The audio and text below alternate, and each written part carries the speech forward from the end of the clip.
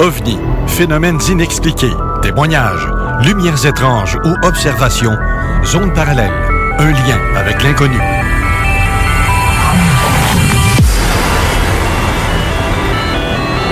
Visitez notre site web à l'adresse www.zoneparallèle.com.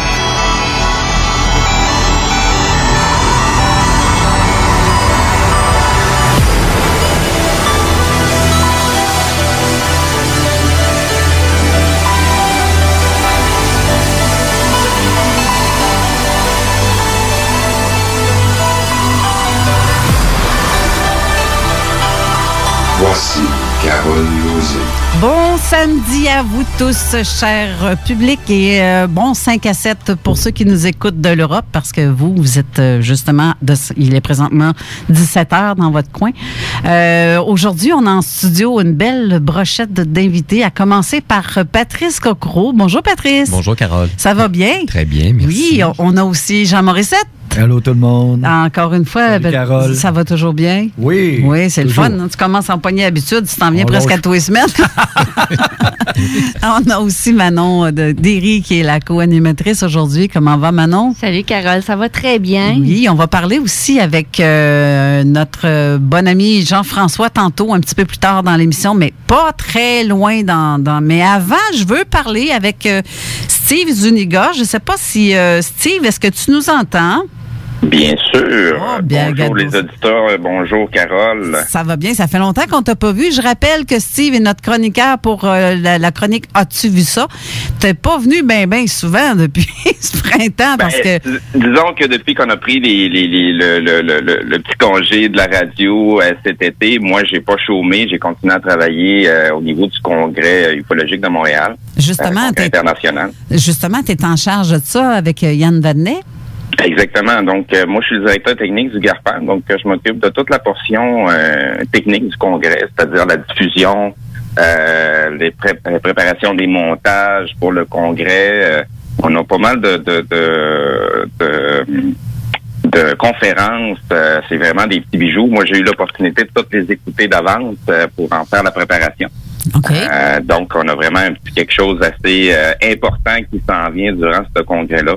Okay. Déjà, à la base, on regroupe beaucoup de gens qui viennent d'un peu partout à travers la planète.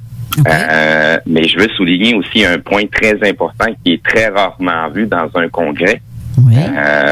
Nous avons les sceptiques du Québec qui vont être présents au congrès ufologique. Hey. Donc, ça, c'est un gros plus pour nous parce qu'ils ont quand même des méthodologies de travail, de fonctionnement qui sont intéressantes pour nous dans notre parcours en ufologie. T'as pas peur de manger des claques dans le derrière de la tête? C'est justement si t'invites les sceptiques du Québec à venir. Vous avez pas peur que la chicane poigne dans la cabane? Ben oui puis non. C'est-à-dire que les points qu'eux emmènent, c'est quand même des points critiques à laquelle on doit se poser aussi des questions. Ben oui. Ben, en fin de compte, tout enquêteur devrait être critique à quelque part. Exactement. Donc, tu sais, les sceptiques du Québec vont relever des points à laquelle des fois on n'a pas de réponse ou on parvient pas à obtenir de réponse satisfaisante. Tu sais, où ce que c'est pas du 50-50, là. C'est vraiment à 100% ou 90%, c'est ça. Il n'y a pas d'autre probabilité. Donc, okay. Ça vient nous aider au bout de la ligne. C'est un plus-value que moi, je considère qu'il soit là présent au Congrès. Okay. Là, tu parles-tu des mêmes gars qui sont allés, les sceptiques du Québec, qui sont allés à Sainte-Marie-de-Mont-Noir 7 ans après l'événement pour dire « Ah, il reste plus de preuves ». C'est ça que tu parles? Non, je peux pas aller jusqu'à ce point-là. Je les connais pas personnellement. Donc, je sais pas si c'est les mêmes personnes. Par contre, est-ce qu'ils utilisent encore la même méthodologie de l'époque? Ça, je le sais pas non plus. Par contre, s'ils sont présents au Congrès, je considère qu'eux autres aussi ont évolué avec le temps depuis les premiers cas d'ufologie à lesquels eux autres se sont prononcés versus ce qu'on en est rendu aujourd'hui. OK. Salut Jean, en passant. Salut Steve. Tu sais que c'est pas contre toi. Ah non. Moi, je suis là pour répondre aux questions. Les plus gros invités que tu vas avoir à ce congrès-là, les plus importants, je dirais, à part moi, bien sûr. Non, c'est une joke. Non, mais les plus gros invités que tu vas avoir, les plus grosses pointures qui vont être là, c'est qui? Présentement, les personnes qu'on va avoir personnellement au congrès, on va avoir Don Dundery, Thomas Tullian, Mike Leland, Ananda Bosman. Eux vont être traduits live sur place en français. Mais ils vont être sur place eux-mêmes? Oui, eux sont sur place au congrès à Montréal. OK. Donc, c'est ça, Don Dundery vient parler un peu de sa portion scientifique au niveau de l'ufologie. Attends. Pour le monsieur tout le monde, monsieur, madame tout le monde, qui ne connaît pas Don Dundery, c'est qui? C'est ça, Don Dundery, c'est un scientifique. À la base, en psychologie, si je me trompe pas. Ce monsieur-là s'est occupé de beaucoup de témoins de cas. Okay. Et puis, dans sa méthodologie scientifique, il est parvenu à avoir des théories qui se tiennent, parce que le monde scientifique est basé sur de la théorie. Okay. Comme lui, il disait, j'avais justement écouté dans une des interviews entre la QU et Don Dundery, où il expliquait que dans le monde scientifique, il faut qu'on arrive toujours avec des théories. Si on vient pas avec une théorie à laquelle on peut la mettre à l'épreuve pour valider cette théorie-là, on n'est pas en train de parler dans le langage scientifique, donc les scientifiques ne nous prennent pas en compte. OK. Donc, Don Dundery, c'est un monsieur, justement, qui s'est plongé dans le monde scientifique en incluant le sujet de l'ufologie. Et de plus, aujourd'hui, il est à sa retraite. Monsieur Dundery donne des formations comme investigateur à l'université l'UQAM. Okay. C'est certes pour les gens du 3e âge, mais c'est quand même un pas académique pour de la formation comme investigateur. Parce que qu'est-ce que tu entends par 3e âge? Parce que moi, je vois mal quelqu'un qui étudie pour en ufologie puis se promenait avec sa marchette dans un bois où il y aurait une... Effectivement. C'est parce qu'il y a pas juste ça au niveau de l'ufologie. L'ufologie est quand même très, très large. Il y a une portion, oui, qu'on doit se déplacer en terrain pour aller voir, récolter des preuves, récolter si on trouve quelque chose, aller voir l'endroit où que ça s'est situé. Mais il n'y a pas juste ça non plus au niveau de l'ufologie. Au niveau de l'investigation, c'est tout autant de faire d'investigation par rapport aux anciens cas qui se sont déjà déroulés. Comme je sais pas si les gens m'ont déjà entendu parler d'ufologie, soit dans les cités ufologiques ou à l'université. Mais tu sais, l'ufologie, ça s'attarde pas juste à un seul événement d'absurde, puis c'est cet événement-là qu'on essaye de résoudre. Non, on essaie plutôt de voir de façon beaucoup plus générale dans l'ensemble du secteur, qu'est-ce qui se passe, est-ce que c'est un cas qui est similaire à ce qui s'est déjà passé dans le secteur ou non. Okay. Donc, tu sais, c'est beaucoup plus large. Toutes ces recherches-là, on n'a pas à les faire nécessairement sur le terrain quand on va voir où ce que l'événement s'est déroulé. Mais c'est donc, vrai il y a aussi. beaucoup de jobs qui est à faire aussi au niveau de recherche, de lecture. Et on s'entend aussi que du côté des publications ufologiques, on en a tout autant en français, mais on en a un méchant dégât en anglais aussi. OK.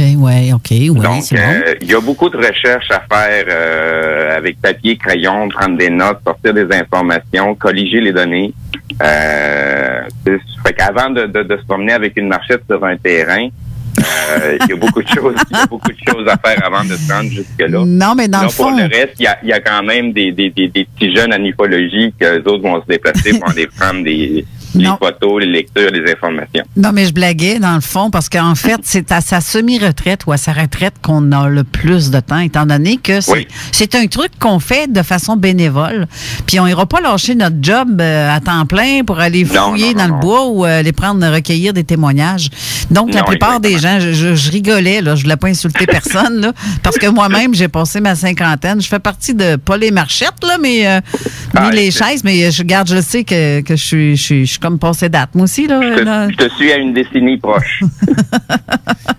Je m'en viens dans... Mais aujourd'hui, tu veux... Là, j'ai posté un truc sur la page de Zone Parallèle pour le concours d'aujourd'hui parce que vous offrez un petit quelque chose aux auditeurs. Mais j'aimerais ça que ceux qui participent à ce concours-là écrivent sous ça Et non ceux qui m'envoient des courriels, c'est beau, ou des textos, je veux dire, dans les deux cas. Mais il y a un truc expressément, je te laisse l'expliquer, mon Steve. Donc, c'est ça. Carole a pris la peine de poster le lien du congrès pour le concours. Donc, l'objectif du concours, cette fois-ci, ne sera pas avec les j'aime. C'est sûr que les partages sont très importants. Donc, ce qu'on a besoin au minimum, ça serait d'un partage et d'un commentaire. J'aimerais ça savoir pourquoi vous avez besoin de venir au congrès. Qu'est-ce que vous voulez entendre? Qu'est-ce qui vous intéresse de savoir avec le congrès? Okay. Nous, on est là pour transmettre de l'information aux gens. Donc, qu'est-ce que les gens veulent avoir comme information? Qu'est-ce qu'ils s'attendent à avoir comme réponse? Je sais que la question officielle habituelle, c'est de savoir si les extraterrestres existent. Mais au-delà de cette portion-là, qu'est-ce qui vous intéresse? Qu'est-ce qui vous anime pour le congrès? Ta réponse est oui. Fais juste me regarder, tu vas te comprendre. Non, je veux un peu de développement. Je taquine encore une fois. On a des gens qui nous parlent durant les soupers ufologiques de ce qu'on fait, qui viennent nous voir directement. Donc, via Internet, cette fois-ci, j'aimerais ça vous entendre parce qu'on va atteindre d'autres personnes qui ne se déplacent pas nécessairement dans les soupers ufologiques. OK. Et rappelle, par contre, aux auditeurs qui veulent participer. Pour pouvoir participer au concours, c'est bien simple. Donc, il faut partager le lien que Carole a posé dans Zone Parallèle au niveau de la page Facebook. Et je crois que tu l'as posé aussi sur CGMD. Non, je l'ai mis, peut-être que CGMD l'a partagé par contre, parce que j'ai pas... moi, je l'ai mis seulement que sur ma page Zone Parallèle. OK. Donc, à la base, on va y aller par la publication de Zone Parallèle. Donc, pour pouvoir participer au concours, on a besoin de partager le lien ainsi que commenter le lien. Donc, le tirage va être fait parmi tous les gens qui auront partagé et commenté. Et j'aimerais, comme je vous disais tout à l'heure, j'aimerais ça savoir pourquoi vous voulez venir au congrès, quelles sont vos attentes. J'ai envie de vous lire, savoir qu'est-ce qu'il y en est de ce côté-là avec vous. Comme je disais, pour atteindre des gens qu'on ne parle pas nécessairement durant des événements qu'on fait. OK. Mais donc, ça, c'est la façon de participer. Je rappelle que le congrès se trouve à être le 27 et le 28 octobre 2018 à Montréal. Ça se trouve à être à l'UQAM. Donc, le pavillon Hubert-Aquin, au 400 rue Sainte-Catherine-Est à Montréal. Donc, le 27 octobre, ça commence à 9h. On va débuter avec une conférence de presse. Okay. Et suite à ça, à partir de 9h30, 9h40 environ, on va commencer tout de suite avec un premier congressiste, Klaas Van, qui vient de la Suède. Donc, lui fait du recueil d'informations au niveau ufologique en Europe. Il y a beaucoup d'informations à nous transmettre. J'ai déjà écouté les conférences. Elle est déjà en original en anglais et en français. Donc, pour cette portion-là, on va activer le lien pour pouvoir écouter le conférencier. Et ça, c'est une petite chose qu'on n'a pas trop parlé, Carole. Le déroulement un peu de la journée au niveau du congrès ufologique, ça se passe sur 2 jours. Donc, le 27, ça se trouve à être à Montréal. Oui. Au niveau de la diffusion Internet, nous ne serons pas tout le temps en diffusion live. C'est-à-dire que vu qu'on a déjà des conférences qui sont disponibles, on va les activer à l'heure qu'ils sont supposés de passer parce que les gens au niveau du congrès à Montréal vont les écouter à ce moment-là. Okay. Donc, les gens vont pouvoir écouter les conférences du moment qu'ils vont être actives. Même durant les pauses, nous, on va prendre quelques pauses à travers la journée. Donc, les gens vont pouvoir continuer à être alimentés en contenu qu'on a préparé pour le congrès. Même présentement, je suis encore en train d'en préparer des petits extras, des petites surprises qu'on prépare pour le congrès. On s'en parlait hier, justement. Je suis en train de faire la narration d'un texte anglais de 1950, si je me trompe pas, au sujet des vaisseaux planétaires. Wow. Donc, il y avait eu une gang de scientifiques qui s'étaient posé la question à savoir qu'est-ce qui se passerait s'il y a quelques milliards d'années-lumière plus loin, il y avait une supernova qui explosait et que l'onde de choc, après quelques milliards d'années, finissait par nous atteindre et que ce moment-là serait d'ici quelques 50 ou 60 prochaines années. Donc, eux autres ont élaboré une théorie pour la construction d'un vaisseau-monde. c'est assez intéressant. Ouais. Surtout que il y a très, très longtemps en arrière, il y a même des romans qui ont été écrits sur ce sujet-là. OK. Un roman qui s'appelle L'Anneau-Monde. Donc, c'est très intéressant comme approche. Et aussi du fait, dans une portion du texte, il explique que dû à cet événement-là, c'était possible aussi de croiser d'autres civilisations qui ont à répondre aux mêmes prérequis, à la même problématique, c'est-à-dire que l'onde de choc va les atteindre. Donc, ça pourrait nous permettre aussi en même temps de croiser d'autres civilisations pour être en mesure de monter ces vaisseaux-là. Donc, c'est un texte très, très lourd, très scientifique. J'ai presque terminé. Ça va être un autre petit bijou qui va être présent en extra pour le congrès. Wow! Rappelle-nous le nombre de billets que tu fais tirer, justement, que tu donnes. Me semble que c'est 2 paires de billets, donc 4 billets qui vont donner accès à se déplacer directement à Montréal pour être là sur place. Sinon, vous avez toujours accès aux billets virtuels. Parfait. Hey, merci beaucoup, Steve. Je te remercie, Carole. Je remercie aussi les auditeurs. J'espère vous voir en grand nombre au congrès. OK, Gênez-vous pas pour venir me voir. Je vais peut-être être un petit peu dans le jus durant la journée, mais venez me voir, venez me faire signe. On va discuter un petit peu. Ben, c'est parfait, ça. Ben, merci beaucoup, Steve. Merci, Carole. Je te souhaite un bon travail de montage, que je sais que tu es dans le montage par-dessus la tête. Oui, je retourne tout de suite. Là, je recommence au niveau de la narration. Il me reste un petit paragraphe à terminer. Et puis, à partir de là, on continue à travailler pour finir d'autres détails du congrès. Parfait. Merci beaucoup. Merci, Carole. Bye, Jean. Bye-bye. Bye, Bye. Bye-bye. OK, c'est donc le fun, ça. Je vois qu'ils ont beaucoup... Je sais qu'ils ont beaucoup d'ouvrages par-dessus la tête parce que c'est vraiment des grandes pointures qui sont là, ce congrès-là. Travaille fort, Steve. Oui, il travaille fort. Ouais. Bon, je reviens à mon invité d'aujourd'hui parce qu'on n'a pas le temps de l'entendre, sauf... Bonjour, Carole.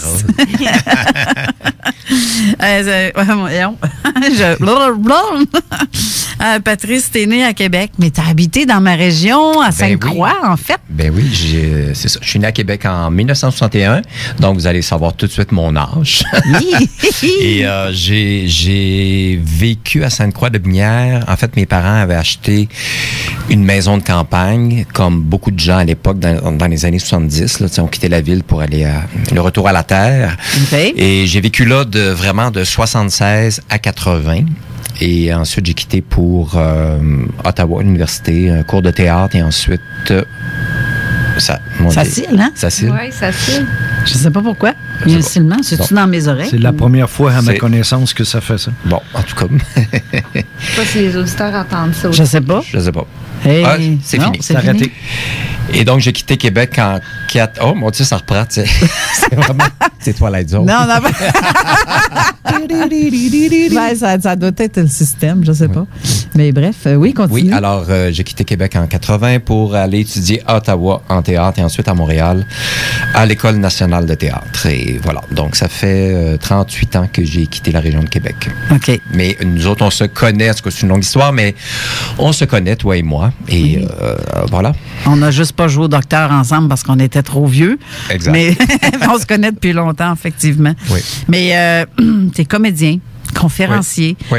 auteur, oui. metteur en scène. Oui. C'est quelque chose, là. Oui, j'ai touché à pas mal. J'ai pas fait beaucoup de mise en scène, j'en ai fait 4, mais écoute, ça fait 30. Je suis dans ma 33e année comme acteur. J'ai toujours travaillé. J'ai chômé l'équivalent d'un an, 32 ans. J'ai beaucoup de projets en chantier. J'initie beaucoup de projets moi-même, parce qu'il faut pas attendre le téléphone. Il faut se manifester également. Fait que je suis très proactif dans mes démarches et dans mes intentions de créateur. J'ai écrit un bouquin, tu disais auteur, j'ai écrit un bouquin il y a 4 ans.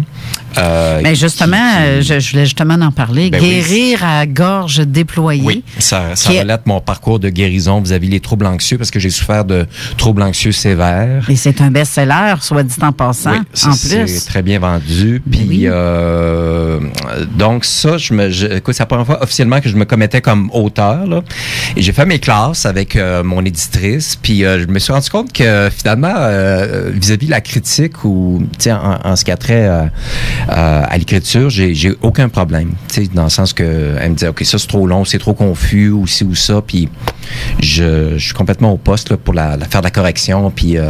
non, vraiment, donc, mais on le voit sur Facebook, même des fois, tu vas écrire des textes, là, c'est tellement bien écrit que... J'ai pas de problème avec ça, avec tu sais, j'ai fait mes classes, là, si tu veux, puis là, j'ai écrit un show solo également, c'est écrit, mais on est en train de faire les coupures, les corrections et tout ça, donc ça devrait être présenté en 2020. Fait qu'on travaille là-dessus. Est-ce qu'il y a un thème spécifique? C'est théâtral, c'est pas du stand-up. Il y a beaucoup de gens qui me disaient, c'est-tu drôle? Oui, on va rire par moment parce que j'incarne plusieurs personnages qui sont excessifs. Ma nature est excessive. Je suis quelqu'un d'assez entier et direct. Mais, je confirme. Oui, c'est ça. Mais non, écoute, ça va se passer. En fait, ce sont 7 personnages que j'incarne, 5 hommes et 2 femmes, qui relatent des moments charnières de leur vie, très particuliers, un peu étranges, justement. Puis où est-ce qu'il est question quand même souvent de la mort, ou en tout cas d'un passage de leur vie respective. C'est sorti comme ça. Du moins que j'ai trouvé les balises, le cadre dans lequel je voulais écrire, ben l'écriture s'est faite spontanément. Puis je suis très content, j'ai très hâte. Il y a eu une lecture devant la metteur en scène, la relationniste de presse et une amie et quelques personnes. Puis c'est bien encourageant. En tout cas, je suis très, très content. Donc, l'écriture fait partie de ma vie. Et tout ce qui relève de l'expression, finalement. Ouais. S'exprimer tant comme acteur, que comme auteur, que comme metteur en scène, que communicateur. Mais en tout cas... C'est bon, c'est très fondamental pour moi. Ben c'est clair, c'est clair. C'est comme en même temps, parce que j'ai remarqué aussi, justement, suite à ton livre qui traite sur l'anxiété, j'ai une question là-dessus. C'est que pendant que tu étais dans ta pire crise, avant que tu décides de... on change le fusil d'épaule, là, puis de même ça marche, et que tu as décidé de reprendre le contrôle de toi-même, à ce moment-là, est-ce que tu étais plus ou moins sensitif à ce qui nous entoure dans la vie de tous les jours? J'ai toujours été un buveur, une éponge. Depuis ma plus tendre enfance, j'étais et je demeure encore très, très sensible aux atmosphères, aux gens, au climat, aux ambiances, aux voix. Tu sais, je suis très sensible aux voix des gens, à la présence, à la charge émotionnelle qui habite les gens, à leur mémoire, autrement dit, parce qu'on est fait de mémoire aussi. Et ça a toujours été le cas. Puis j'avoue qu'à l'époque, quand j'étais enfant, je trouvais ça très difficile de me confronter, mettons, au milieu scolaire. On sait à quel point le milieu scolaire, c'est pas évident là, pour des jeunes hypersensibles, encore aujourd'hui. Puis à l'époque, c'était vraiment épouvantable. Je longeais les murs, j'essayais j'avais beaucoup de stratégies d'évitement, si tu veux. Et puis, au fil du temps, c'est ça. Il a fallu, avec ces crises-là, que j'apprenne à gérer l'anxiété. Mais qu'est-ce qui se passe pour l'amour? Je pense que ça doit être le fan dans ça, à quelque part, parce que c'est vrai qu'on l'entend stylé, là. Ils l'entendent, les auditeurs. Oui, c'est ça. Peut-être que j'imagine qu'ils l'entendent. OK. C'est très particulier. Pour moi, il y a comme un... on va vérifier de toute façon après la pause. Tantôt, dans 5 minutes, on va aller à la pause. Fait qu'on va regarder ça pendant ce temps-là. OK, d'accord. Mais j'ai toujours été donc hypersensible et encore aujourd'hui, sauf qu'aujourd'hui, je me suis donné des outils, puis j'ai retrouvé un équilibre, puis je me considère affranchi ou rétabli des crises d'anxiété qui ont été très, très sévères en 83 sur un joint, en fumant un joint. T'as fait ça, toi? Oui. Mon monde s'est effondré en 83, littéralement, parce que j'ai mal réagi au THC. Ah ben oui.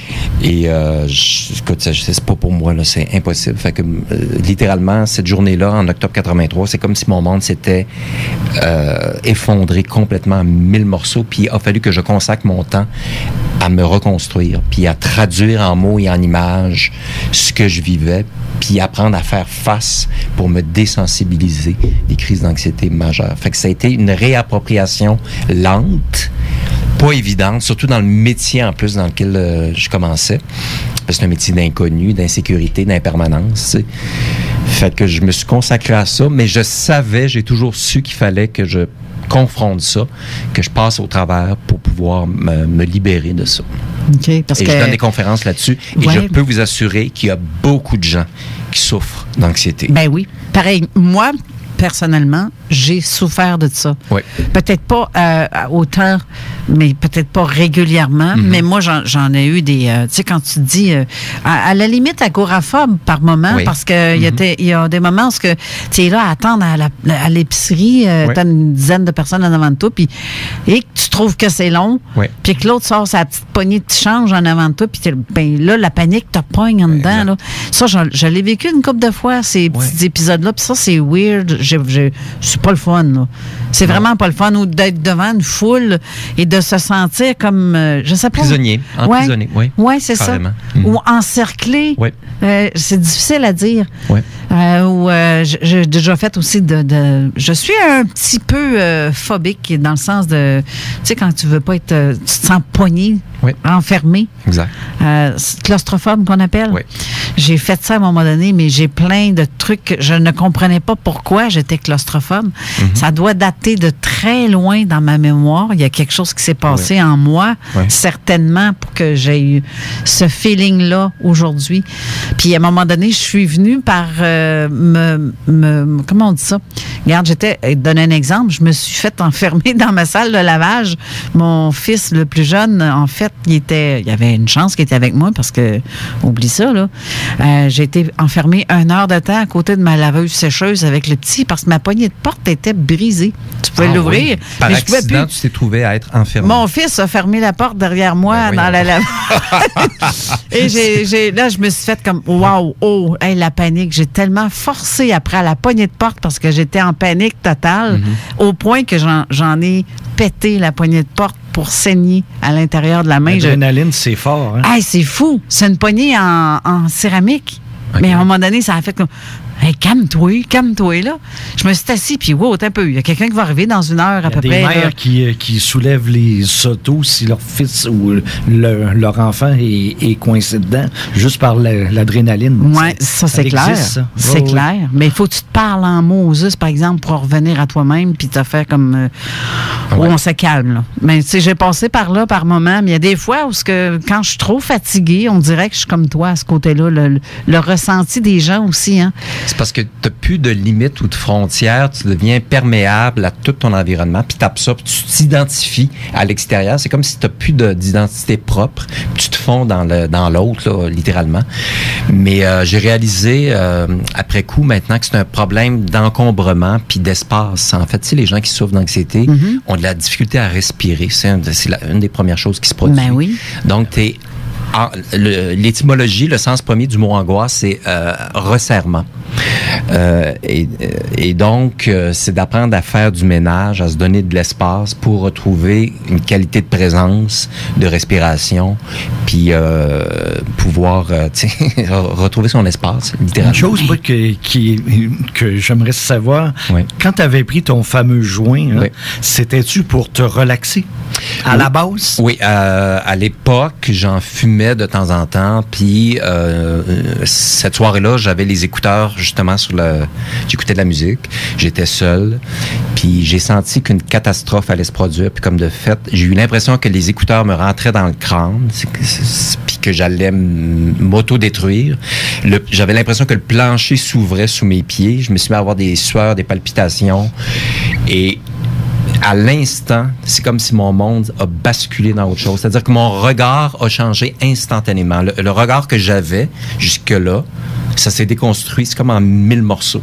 Mais malgré tout ça, là, parce que je regarde, tu as au-dessus de 75 productions théâtrales auxquelles tu as travaillé. Oui.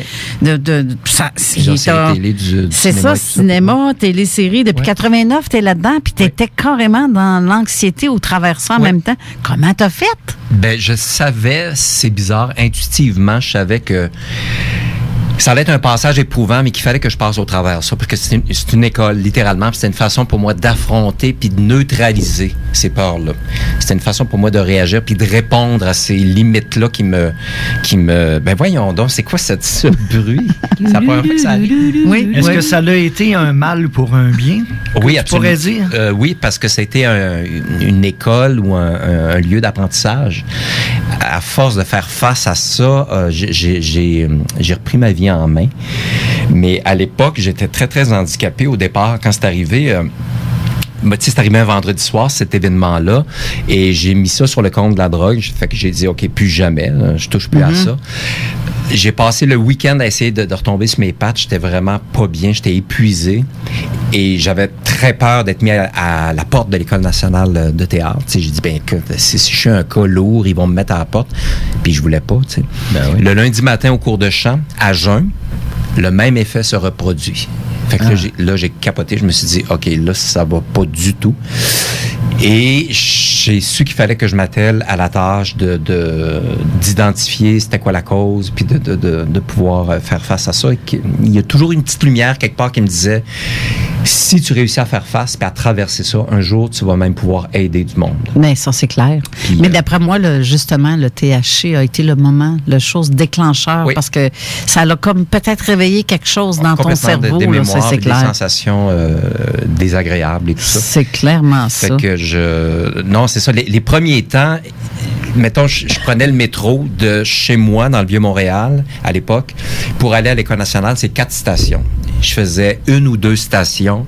Je sortais du métro, j'étais sur le quai, je respirais, je me sentais complet. C'est comme si le monde à l'extérieur devenait subitement étrange. J'avais une impression d'être dans la mélasse. J'étais perméable au stress, à l'heure de pointe, aux émotions du monde, à la vitesse, aux odeurs. Tout me rentrait dedans, tout. Donc, je devais négocier mon parcours. Je faisais 2 stations, je sortais, j'attendais 2-3 trains qui passent, je rembarquais, puis écoute, tout devenait étrange. Tu sais, je portais des sacs d'épicerie, tout à coup, j'avais l'impression que j'allais chuter avec les sacs, le poids des sacs. Donc, je devais négocier constamment avec... c'est même arrivé dans un des pires cas. J'étais à l'École nationale après un cours de danse. Je prends une douche, je suis seul, et l'eau qui sort du pommeau de la douche, là, j'avais l'impression que c'était des poignards qui me rentraient dedans. Mon Dieu, extrêmement sensitif. Hyper sensible. Donc, ressenti aussi, j'imagine, au niveau... Oui. Plus, qu'est-ce qu'on... Je veux dire par là, comme ressentir des présences, tu devais sentir tout ça, ces choses-là. Tout à fait. Puis j'ai toujours été quelqu'un qui... Je me suis toujours intéressé quand même à ça, tout ce qui relève du paranormal ou... bon, c'est sûr que j'ai quand même des antennes, on va dire, dans le sens où je me garoche pas dans n'importe quoi, puis je suis alerte, si tu veux. Ton intuition, elle est forte, mon intuition est très, très forte, oui. Très forte. Puis je sais quand l'intention d'une personne est basée sur la manipulation ou une intention de opportuniste, ou je le capte immédiatement, ça. Oui. Et on va en parler encore plus longuement après la pause parce que c'est très, très intéressant. Oui. Justement, moi, je sais que tu es porté sur les mêmes... on est aussi bizarre. Arrête de dire bizarre. Non, mais c'est pour les autres. C'est normal. Ça, c'est pour les autres. Je suis bizarre. Et je dois dire que des choses, on va en parler tantôt, une des choses qui m'a le plus aidé, qui m'a sauvé la vie, c'est rire. Ah, ça, si j'avais pas ri, je serais pas là. Hey, D'où le titre de ton livre. Oui. Oui, mais regarde. À l'asile ou dans le cimetière, carrément. Mais regarde, y a-t-il une émission où vous m'entendez pas rire à quelque part? C'est ça. C'est très libérateur. Non, c'est guérisseur. Ça guérit l'âme. C'est ça. On vient tout de suite après la pause.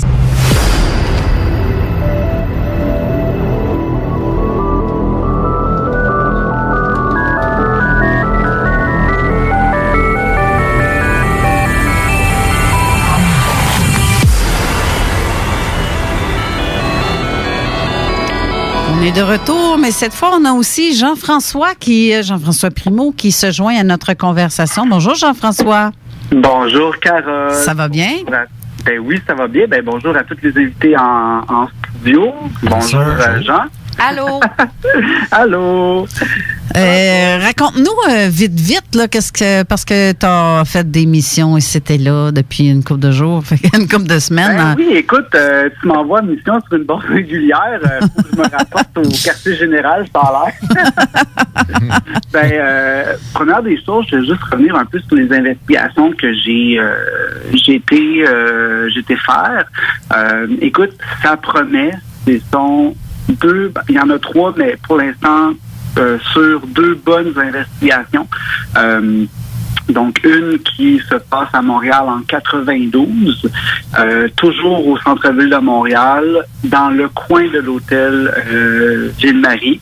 Je vais quand même m'avancer pour dire un peu place Bonaventure. Là, j'entends peut-être des gens faire « Oh mon Dieu », puis commencer à faire des liens avec la fameuse avenue de la place Bonaventure en 90. OK, mais c'est pas la même chose, là.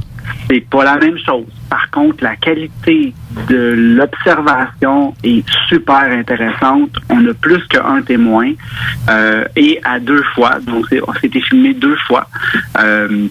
Et puis, j'ai hâte de voir la reconstruction géospatiale qu'on va avoir sur ce cas-là. Donc, ça, c'est en cours. Et j'ai aussi un autre cas, je ne vais pas dire la ville, je vais juste dire que c'est en Montérégie. Donc, il se trouve que c'est une investigation qui était déjà en cours dans le passé, que j'ai dû revisiter un peu. Donc, on parle ici de deux témoins avec ce qu'on appelle Hélène. Donc, lumière nocturne, lumière diurne. Ça comprend aussi un RR1, donc une rencontre rapprochée de premier type. Possiblement un RR2, donc rencontre rapprochée de type 2, où est-ce qu'on confirme qu'il y a des traces au sol. Ça peut être aussi sur le corps. Et il y a aussi un RR3, parce qu'il y a contact. Je veux dire plus humanoïde, là. Fait que tout ça, c'est à définir. Puis, il y a des choses qui se sont passées aussi avec ces deux témoins-là. Donc, son téléphone cellulaire n'arrête pas d'appeler, ça fait des voix bizarres, la personne se sent suivie. Donc, ça promet en termes d'investigation pour les prochaines semaines. Ceci dit, tantôt, on avait notre cher ami Steve Zinega qui nous parlait du fameux congrès qui est organisé par le GARPAN, qui va se trouver à l'UQAM. Mm-hmm. Donc, ce qu'il faut bien comprendre, tantôt on parlait de Don Donnery. Monsieur Don Donnery est à McGill présentement. Donc, il faut juste faire une petite correction. Monsieur est à McGill. Et ce qu'il faut pas oublier non plus, c'est que c'est quand même, je pense, en 38 ans, le 2e congrès ufologique où il va avoir un colloque scientifique. Donc, ça aussi, c'est je veux dire une première. C'est pas vraiment une première, mais c'est quelque chose de super intéressant et de tellement important pour l'ufologie québécoise. Et faut quand même pas oublier non plus que les sceptiques vont être là. Toi, tu vas y être aussi. Moi, j'ai eu les oreilles qui m'ont filé quand j'ai entendu genre peut-être rire un peu parce que, bon, on a toute petite opinion. Je ris pas d'eux, c'est des faits. Je sais. Mais j'espère qu'ils ont évolué parce que sérieusement, là, les sceptiques du Québec, là, c'est un petit peu... disons que c'est la chicane va pogner, mais... c'est ça que j'ai peur, moi, c'est sûr, vois-tu? C'est Yann Yann Vanet qui est rendu dans les sceptiques. Oui, mais je pense que le fait que Yann... Tu veux faire un lien? Oui, mais en fait, je pense que c'est nécessaire parce que maintenant, là, juste la question, puis là, j'entends des gens dire « Ouais, tous les ufologues pensent absolument que les extraterrestres existent. » Il faut faire attention. Notre travail, c'est un travail d'investigation. On cumule de la donnée. Et pendant que nous sommes en investigation, on ne peut pas prendre un parti pris. Ça, c'est au niveau interventionnel. Si on regarde l'ensemble de l'ufologie en général, je ne crois pas que la question se pose encore. Quand on a des détections radar, quand on a des cas aussi comme Sainte-Marie-de-Mont-Noir qui sont tellement importants au niveau des données du terrain, pour moi, là, la question là, je ne vais pas prendre le mot extraterrestre, là, parce que ça a l'air à vraiment beaucoup déranger. On va dire des humanoïdes, on va dire ça comme ça. Je sens que ça dérange. Mais dans le fond, qu'est-ce qui dit que c'est extra? Qu'est-ce qui dit qu'ils viennent pas déjà d'ici? Fait que c'est... Je pense pas que la preuve à savoir est-ce qu'ils nous visitent est encore à faire. Si on parle on regarde comme John Mack, il est très clairement dit que ces gens-là ce n'est pas de la maladie mentale. On regarde John Lear, qui est un chirurgien qui a sorti des implants, qu'ils a fait analyser, donc c'est un chirurgien. On a des gens comme Don Donnery qui a quand même travaillé, qui donne des cours à McGill. Soit disant en passant, le cours qui est donné à McGill, ce n'est pas accrédité, parce que l'ufologie québécoise n'est pas accréditée, mais c'est quand même un très, très bon début, là. Il faut quand même le souligner. Donc, il y a beaucoup de scientifiques sérieux. Là, je pense aussi à François Petit en Europe. Il y a beaucoup de bons scientifiques qui sont là, qui s'avancent. Puis, tu sais, on est rendu quand même en 2018. Est-ce qu'on peut avancer un peu? Puis, fait que moi, je pense que c'est une très bonne chose. Et d'ailleurs, je pense que ce congrès-là était nécessaire. Et avoir la qualité des intervenants, ça va être super intéressant. J'invite les gens à aller voir, à apprendre aussi qu'est-ce que c'est l'ufologie. Vous allez voir, c'est pas juste des gens qui sont sur le terrain puis qui font à peu près n'importe quoi. On a quand même un éthique de travail. Mm-hmm. Ceci dit, j'ai assisté, tu m'as envoyé aussi sur d'autres missions, et j'ai couvert le congrès UFO 801 qui était là une semaine ou deux, qui était quand même le congrès qui s'est déroulé à Longueuil, à l'hôtel Sadman. Oui, le 6 octobre. Donc, pardon? Le 6 octobre dernier. Oui, c'est ça, de si bien me compléter. Donc, on parlait ici du 5e congrès annuel de Montréal, en fait. Et c'était tout le temps présenté, bien sûr, par notre cher Richard Glenn. Donc, on parle de l'ésotérisme du Nouveau Monde, l'ésotérisme expérimental. Donc, j'ai eu la chance de couvrir autant pour toi, autant aussi que pour ODH en Europe. Et on a eu quand même une excellente belle journée. C'était super convivial, c'était super intéressant. Le brochet d'invités était super. Écoute, la journée a commencé avec Alain Niala. Donc, c'est sûr que l'ouverture avec Richard, mais on a eu Alain Niala, qui est philosophe consultant. Lui nous disait, bon, qu'est-ce que la conscience? Donc, on a fait un gros survol de qu'est-ce que la conscience en général. Donc, on a eu aussi Philippe Guillemont, on a eu un physicien quantique, on a eu une vidéo du fameux Bernard de Montréal, métaphysicien qui ne connaît pas Bernard de Montréal.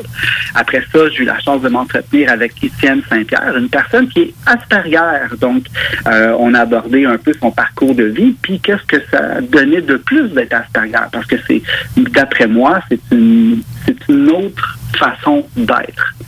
C'est ça aussi. Ben ouais, effectivement. Donc, éventuellement, on a eu le directeur de MUFON Canada et Québec, donc Marc Saint-Germain. Lui nous a parlé plus de l'état de la situation sur la présence extraterrestre.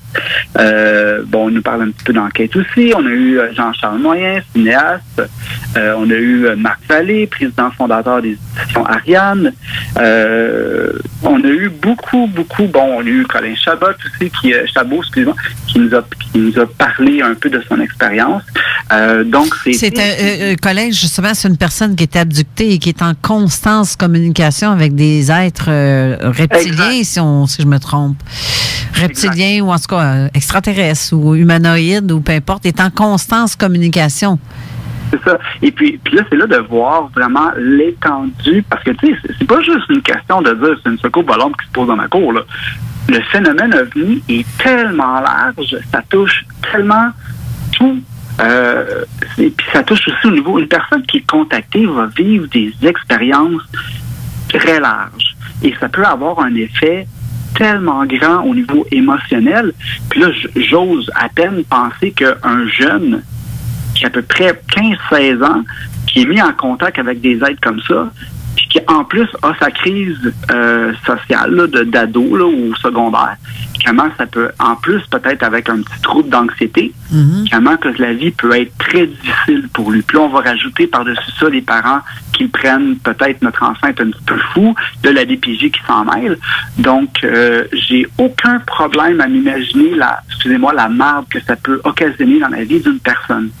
Donc, encore une fois, très important de prendre ça un petit peu plus au sérieux, de pas juger, puis peut-être de poser plus de questions aussi. Peut-être pour rendre la chose moins tabou. Oui. C'est ça le but même de nos émissions, hein? C'est d'essayer de faire comprendre qu'on n'est pas ceux qui vivent des phénomènes inexpliqués ne sont pas nécessairement fous parce que il y en a bien plus qu'on pense, puis il y en a beaucoup qui ne parlent pas. D'ailleurs, justement, Patrice qui est ici aujourd'hui, c'est pas des choses qui se vantaient publiquement et c'est une personnalité publique. Si je regarde comme c'est là le danger. Certaines fois, il y en a qui vont penser ils me parleront plus, ça y est, j'aurais plus jamais de contrat parce que j'ai parlé de ça. Mais non, j'ai regardé Daniel Fichot qui est venu nous parler ici en studio aussi de son expérience de mort imminente et que c'est arrivé 2 fois en plus. C'est exceptionnel. La façon aussi, la philosophie de Sylvie Boucher aussi qui était comme très énergie, très ressenti. C'est merveilleux. Ça commence par ça. Et les gens, il y en a qui... C'est ça, c'est l'incompréhension. Il y en a qui sont tellement bouchés. C'est des vrais... Et je vais ouvrir une petite parenthèse. Tout le monde connaît JSP, le combattant, là. Est-ce que vous saviez que, de source sûre... Je ne veux pas avoir de l'air ignorante. Lequel nom tu me dis là? Parce que... GSP, il a dit ouvertement que lui, il a des missing time et qu'il a eu déjà des expériences avec le phénomène OVNI. Donc, que ce soit monsieur, madame, tout le monde, il y a beaucoup de personnalités publiques qui ont déjà vu, tu sais, je pense d'ailleurs à Michel Barrette, qui le dit à Tout le monde en parle très ouvertement. Il était sur une croisade puis il a vu un phénomène OVNI. Texte corps aussi, puis Reagan. Je pense que... Le président des États-Unis. C'est ça. Donc, là, ce qui est le fun, c'est qu'on a la chance d'en discuter un peu comme les années 90. On avait vraiment un beau débat dans ce temps-là. Et ça revient. Donc, tout le monde a sa place. Tout le monde travaille fort. Et puis, bonjour à ton invité en passant que j'ai oublié de saluer. Comment ça va? Ça va bien, merci. Bonjour. C'est vrai, il ne faut pas le négliger, pauvre petit. non. Non, mais justement, tant qu'à parler, regarde, on va jaser entre amis parce que là, c'est vraiment ça. C'est vraiment aujourd'hui, ça va être vraiment une sensation-là. Je veux que vous voyez qu'on est tous entre amis. On ne parle pas, c'est sans tabou, on se laisse aller. C'est aussi simple que ça. Ça va être comme ça. Fois, ça fait du bien à l'âme aussi. Oui. Et le rire, comme Patrice disait tantôt avant la pause, ça aussi, ça fait du bien à l'âme. C'est vrai.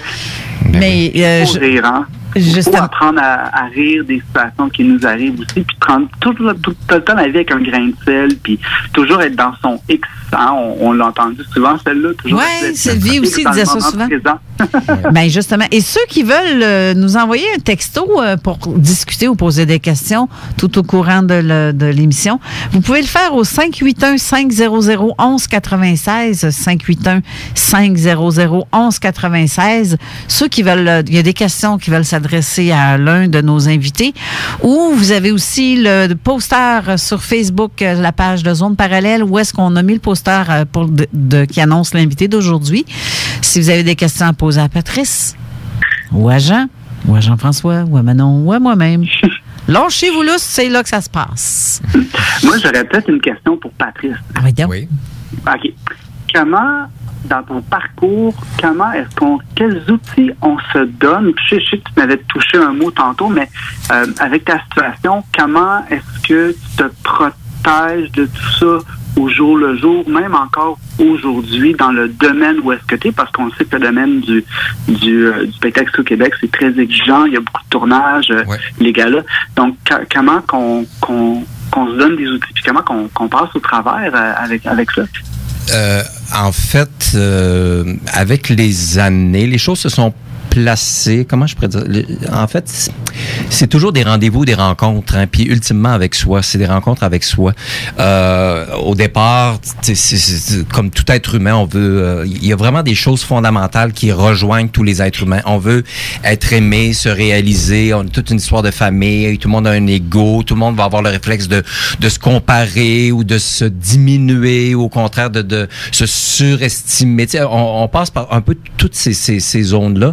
Il suffit d'intégrer puis de rencontrer ces expériences-là puis de devenir une personne intègre, justement, intégrer et sortir du jugement. Tu sais, on est vraiment dans un monde qui est basé sur le jugement, donc la polarité. C'est bien, le mal, gay, straight, homme, femme, blanc, noir. Tu sais, on est constamment dans la guerre, la division. D'ailleurs, l'étymologie du mot division, c'est deux visions. Ça veut dire deux visions. Fait que c'est blanc, c'est noir, c'est ci, c'est ça. Toute l'expérience sur Terre est basée en Occident sur la polarité. D'ailleurs, le mot politique et police est basé sur le mot polarité. Donc, quand tu comprends que l'expérience humaine ou de la vie est beaucoup plus globale que polarisé, ben là, tu rentres dans d'autres champs d'investigation. Puis, en tout cas, en ce qui me concerne, je me suis toujours fait un devoir de faire face à l'inconnu, même si l'inconnu me dérangeait, m'a toujours dérangé. Et pour la plupart des gens, si on regarde le réflexe ou la réponse des gens par rapport au danger ou à l'inconnu, au changement, à la transformation, la plupart des gens vont adopter une stratégie d'évitement. Moi qui suis porte-parole de Phobie Zéro, je donne des conférences sur l'anxiété, mais la plupart des gens, pour éviter d'avoir peur, de sentir une insécurité, vont chercher la sécurité. Or, la sécurité n'est pas la liberté. La liberté, c'est beaucoup plus lié à la responsabilité ou au libre arbitre, si tu veux. Mais on vit dans un monde où la sécurité, puis qu'est-ce qui va arriver, puis tout à coup qu'il arrive quelque chose, fait que les gens vont se confiner ou s'enfermer dans des limites pour ne pas ressentir, pour pas être dérangé finalement.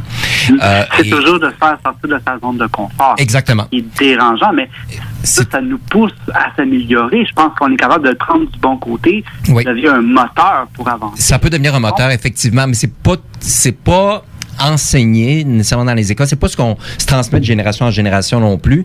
Mais comme disait le metteur en scène André Brassard, avec lequel j'ai travaillé, il disait, pour bien des gens, vaut mieux un malheur qu'on connaît qu'un bonheur qu'on connaît pas. La plupart des gens vont chercher le connu. Et je suis convaincu d'une chose maintenant, c'est que ce qui est anxiogène, ce qui provoque de l'anxiété, c'est bizarre ce que je vais dire, mais c'est souvent le connu. Être dans les habitudes fait qu'à un moment donné, ça peut être sécurisant, mais si on ne se confronte pas à l'inconnu, on ne se désensibilise pas de cette crainte-là, qui sont souvent des craintes qui sont pas basées sur du concret. C'est de l'anticipation. Ce qui fait qu'on n'est plus présent. Mais il n'y a rien comme de faire face à l'inconnu. Je dis pas de se mettre dans la gueule du loup pour faire n'importe quoi. Là, c'est pas ça que je dis, mais de se... Tu sais, d'apprendre, mettons, à dire non. Ça, c'est une chose. Apprendre à pas avoir peur des conflits, à voyager, à se commettre dans des zones qui peuvent nous sembler plus inconfortables, mais c'est là où on va apprendre davantage sur soi. Fait que c'est une école, la vie. Hein? C'est vrai. Puis c'est dur de dire non. Tu sais, quand on dit « Ah, cette personne-là est selfish », mais à quelque part, apprendre à se respecter puis à dire « Moi, c'est non, je m'excuse, moi, je me sens pas bien là-dedans » ou « C'est pas pour moi » ou « C'est correct de dire non ». Souvent, on a tendance à dire oui pour faire plaisir à l'autre personne. Oui, puis parce qu'on veut t'aimer à tout prix. Exact, puis c'est là que ça devient un peu malsain. Je dis pas de rendre service à quelqu'un, mais quand on fait quelque chose qu'on n'est pas à l'aise, c'est là que ça devient malsain. Mais quand on s'écoute pas, quand on n'écoute pas son intuition, quand on négocie avec sa nature profonde, avec sa vérité profonde, c'est là où on peut se perdre. C'est facile de se perdre, hein? On vit dans un monde où c'est très, très facile de se perdre. Mais c'est clair. Mais se retrouver, on a une sensibilité, des talents particuliers, chacun est unique, fait que c'est de partir, c'est un voyage intérieur, extérieur, mais intérieur également. Puis c'est un mystère, la vie, également, tu sais. C'est clair. Mais tantôt, je te posais la question avant la pause. C'est les ressentis que tu pouvais avoir, justement. Les ressentis face à la vibration qu'un être devant toi va... Mettons, comme là, tu peux ressentir Jean, qu'est-ce qu'il est, quelle sorte... Ben, c'est formidable. Ici, moi, je me sens bien, là, ici. Non, c'est vrai, il n'y a pas de... Non, mais on est je suis tout le temps bien entouré. J'ai tout le temps du bon monde. On est bien entouré, c'est correct. Ben oui, mais on est très bien entouré. Le travail, je travaille pas avec n'importe qui. C'est-tu le drôle, hein, de dire ça de même? Non. Je n'ai aucun jugement sur les autres, là, mais je m'entoure de personnes qui sont un peu dans la même optique de vie que moi, en fait. Mais dans notre vie, à un moment donné, quand on apprend à se connaître, il y a des personnes qui sont négatives face à nous. pas nécessairement eux. C'est qu'il faut que tu éloignes des fois certaines personnes qui sont négatives face à nous. Oui, ben, puis qui peuvent être la meilleure personne au monde face à toi, mettons. Là, c'est drôle parce qu'on parle beaucoup de pensées positives ou négatives. Pour moi, encore, on rentre dans la polarité. Pour moi, c'est d'être davantage optimiste ou pessimiste. Optimiste, c'est optimal, c'est-à-dire d'inclure.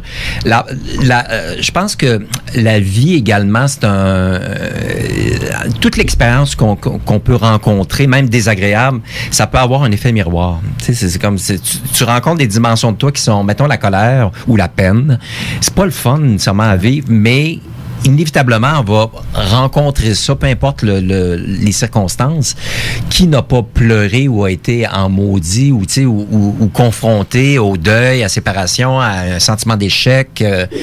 C'est humain, ça. Je veux dire, tout le monde vit ça. Donc, oui, mais c'est pas tout le monde. On vit dans un monde d'images. Oui. Je pratique un métier d'image. On vit dans un monde d'images. Donc, et personnellement, mettons, il y a eu notre belle campagne électorale qui vient de se terminer. Ouais. Je peux vous dire que je ne m'identifie, ça fait très longtemps, à aucun système politique, religieux ou économique. Personnellement, pour moi, c'est une image. Ce sont des images.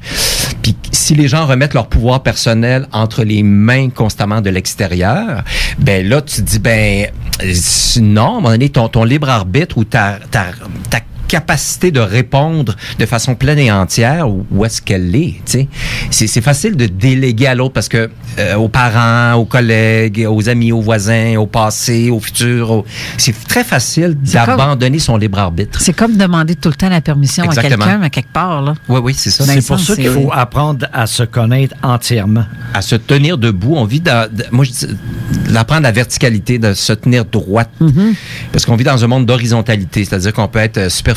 C'est facile d'être partout puis nulle part profondément. Là. On peut être partout puis nulle part, mais de se tenir debout puis d'avoir les pieds dans la terre puis la tête dans les étoiles s'il faut, mais en tout cas d'être vertical, d'apprendre à se tenir debout. Moi, je sais ce que j'apprends puis ça n'a pas été évident, parce que j'ai beaucoup longé les murs, j'ai eu peur puis. Mais tu ressentais les êtres en avant de toi, donc quand tu pouvais savoir quand quelqu'un avait de la peine ou quand quelqu'un était en colère, parce que tu le ressentais. Oui. Mais quand il n'y a personne en avant de toi, est-ce que ça t'arrivait de ressentir une émotion sans voir que... Je veux dire, celle si d'un... j'étais seul, mettons, on va dire d'un fantôme, on va le mettre de même, là, parce que j'aime pas le mot fantôme. Ouais. Est-ce que tu peux ressentir... Ça m'est arrivé une fois. De voir ou de ressentir? De voir. Présence. Oui. Ça m'est arrivé une fois. J'étais avec un ami il y a très longtemps à Montréal. Puis, quand je suis rentré dans l'appartement, j'ai senti que c'était pas le fun. Tu sentais l'énergie? Oui. C'était vraiment pas le fun. Puis, il est sorti prendre une marche et moi, le bol de toilette est tombé. J'ai senti qu'il y avait quelque chose. Et je me suis assoupi sur le divan. Je me suis assoupi, puis tout à coup, je me suis réveillé, puis j'ai vu une paire de jambes noires, pantalon noir, avec une chemise à carreaux rouge, il me semble. Et là, j'ai levé la tête pour regarder, voir le visage, mais ça s'est évanoui. Et quand il est revenu de sa marche, je lui ai dit, je lui ai pas parlé de ça immédiatement, j'ai dit qui vivait ici avant. Et il m'a dit quelqu'un de l'Afrique du Nord, mais il dit avant ça, il y a une madame qui vivait là, mais qui a déménagé parce qu'elle disait qu'il y avait des fantômes. Donc, c'est arrivé une fois. C'est pas il y en a plein de places comme ça à Montréal, Québec, Lévis, ou peu importe, parce que ça, j'ai remarqué, si on se fie dans le temps, le débarquement des colons, ça date des années 15, 1600, t'en as d'un peu partout, dans ces années-là, mais où est-ce qu'ils sont les premiers avec les guerres, toutes les guerres qu'il y a eu? Il y a eu beaucoup de décès, il y a eu beaucoup de violence entre les Anglais, les Français, et je pense que ça a laissé beaucoup de traces résiduelles dans le secteur, tout ce qui est tout le long du fleuve, en fait, jusqu'à Montréal. Mm-hmm. Parce que moi, j'observe beaucoup tout le long de la rive. Ouais. Que ça soit, surtout Lévis, Montmagny, il y a beaucoup on a reçu beaucoup de calls d'enquête dans ce coin-là où est-ce que le monde dise il se passe des affaires. Mm-hmm. Mais même sur la rue principale seulement, à Sainte-Croix, juste un petit village. Je le sais qu'en 1815, en tout cas, où est-ce que j'ai eu ma galerie d'art, il s'en passait des phénomènes là-dedans. Okay. Mais ça date de quand? Je le sais pas. Ouais. C'est sûrement début 1800, mais je pense que ça laisse des résidus C'est pour ça qu'il y a des lieux qui sont imprégnés de choses comme ça. Oui. T'as beau changer les personnes. Quoique, il y a certains phénomènes qui suivent les personnes. Ouais. Ça peut être du poltergeist ou des choses comme ça. Mais il y a des lieux que il se passe des choses. Ouais. Puis c'est pour ça qu'il faut que tu appelles un passeur d'âme ou un Ghostbuster ou tout ça pour que ça parte. Ouais. Parce que quand ça se manifeste, généralement, il y a 3 raisons. Soit qu'ils ont quelque chose à montrer, soit qu'ils ont quelque chose à dire, ou ils veulent se faire pardonner pour aller vers du meilleur. Ouais. Oh, juste parce qu'ils sont encore chez eux, dans leur tête. Ben, leur tête, ils n'ont plus de tête, là. Ben, bref, dans leurs énergies. Mais en fait... C'est drôle. Ben oui, mais... Mais la mémoire, c'est un domaine... Tout ce qui relève de la mémoire, on est fait de mémoire, on est fait d'expérience, on est des êtres sensibles. Donc, c'est quoi la vie? Tu sais, on vit dans un... Comment dire? Tu vas à l'école, tu apprends, bon, la réalité, ça commence là, ça finit là. On a nos 5 sens. Bon, voici une carte du monde avec les pays, les capitales, ici, les ça marche de même, tu fais ça, tu gagnes un salaire, tu payes de l'impôt. Tu sais. Bon, ça, c'est sur le plancher des vaches, on va dire. Mais, on se fait inculquer un paquet de choses. Oui, bon, on fonctionne dans un système ou un encadrement, mais au-delà de tout ça, qu'a-t-il? Qu'est-ce qu'on fait sur cette petite boule bleue-là, perdue dans l'espace? Tu sais, c'est une grosse question existentielle. Oui. Moi, je me l'ai posée pendant longtemps.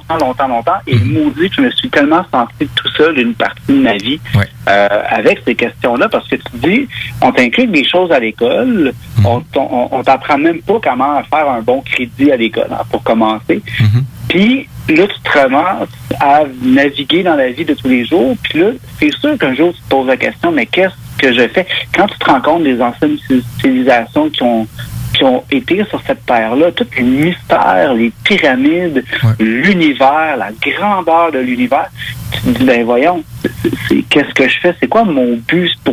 J'ai toujours embrassé la vie avec cette notion-là de dire, je suis pas un humain, je suis un homme qui a une expérience physique dans cette dimension-ci.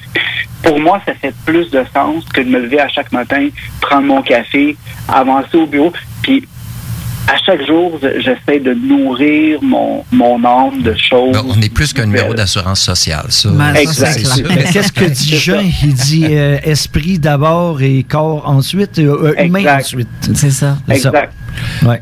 Mais justement, en parlant de civilisation, les civilisations amérindiennes ou aborigènes ou tout ça qui ont été massacrées, c'est épouvantable ce qui est arrivé avec le développement des empires coloniaux. Mais on les appelait sauvages. On les appelait sauvages, mais ce qu'ils ont, leur conception du monde qui était circulaire, soit dit en passant, qui était liée au cycle de la nature, mais c'est beaucoup plus en lien avec quelque chose de naturel que les cultures européennes qui sont arrivées, qui étaient beaucoup plus carrées, on va dire, puis qu'ils ont trafiqué, qu'ils ont dénaturé. Ben, carrément. Ça, c'est terrible.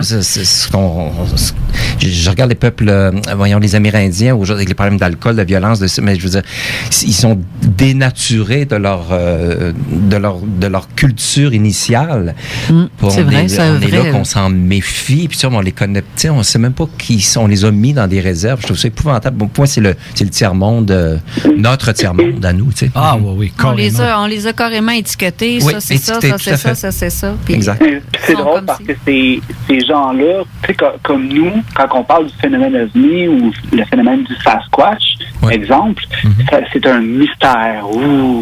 Mais quand que tu te mets à faire de l'investigation dans des réserves ou tout ce qui est dans ces peuples-là, là, tout de suite, on se rend compte que le phénomène ovni, ça fait partie de leur culture. C'est le peuple des étoiles créé en lien avec le Sasquatch, le gardien de la nature, puis il faut une permission avec une cérémonie avant d'embarquer dans un secteur de la forêt, et il faut que tu leur mettes des pommes, que tu places des roches d'une telle façon et que tu tapes sur des bâtons. À ce moment-là, lui s'il désire être en relation avec toi, il va te répondre. Donc, ben, c'est ça, c'est du respect envers tout, que ce soit la nature, que Une des sœurs à François Bourbeau, qui demeure en Alberta, m'avait conté dans le temps que, justement, c'est qu'elle connaissait des Indiens qui, quand ils préparaient leur repas, ils prenaient le corps de leur repas, parce qu'eux mangeaient communautairement,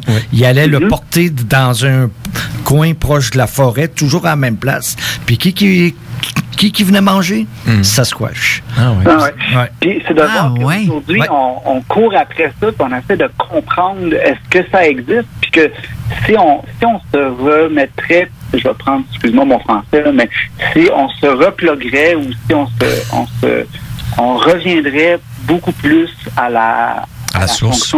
À la source, ben, ces phénomènes-là ne deviendraient plus paranormaux, ça serait une réalité pour eux. Ben oui. Parce que les Indiens avaient le grand esprit, le petit esprit et... non, le grand Manitou, le petit Manitou et le grand esprit. OK. Bon. Là, les catholiques arrivent, ils disent non, t'as Dieu le Père, le Fils, puis le Saint-Esprit. Oh boy! C'est pas pareil à la base? C'est ça, on en fait tous des liens. Ben voyons. Mais ce qui est quand même assez étonnant aujourd'hui, on vit majoritairement maintenant, l'humanité vit dans les villes, puis des villes monstrueuses. Je suis déjà allé à Tokyo, personnellement, à Shanghai. C'est pas possible. Londres, Paris, New York. T'as fait le tour du monde pas mal. J'ai voyagé, mais il y a des villes, c'est monstrueux, c'est 25 millions d'habitants à Shanghai. Maintenant, c'est pas possible, c'est gigantesque. Et à quel point l'ensemble de l'humanité vit dans les villes, mais à ce point que les gens ont peur de la nature, du silence, de la campagne. Combien de gens ont peur de la campagne? Alors que moi, je vis à la campagne c'est tellement beau. Puis je fais, ben voyons donc, à ce point d'avoir peur de se sentir menacé. Mais je pense que c'est un besoin d'être, parce que quand tu rentres, c'est comme quand tu rentres dans une secte ou une religion ou peu importe, tu as ce besoin de suivre comme un petit mouton quelque chose, tandis que là, tu as ce besoin de suivre la communauté. Si tu te sens comme vide ou ce qu'elle est la communauté, t'es perdu, là. C'est beaucoup plus potentiellement dangereux de vivre dans une grande ville qu'à la campagne, tu sais. Mais, oui. Assez souvent, il y a aussi dans les grandes villes où quand tu es dans un monde où c'est plein autour de toi, que le trafic, etc., le bruit, tu n'entends pas non plus ton intérieur. Tu es coupé face à toi-même des réponses que tu pourrais peut-être trouver que dans la nature, tu n'as pas le choix d'entendre. Là, on va devoir aller à la pause, mais je trouve ça intéressant comme les doigts doivent te ronger, toi, de l'autre bout, à essayer de parler. Regarde, tu jaserais après la pause. On revient tout de suite dans quelques instants. Ça sera pas long.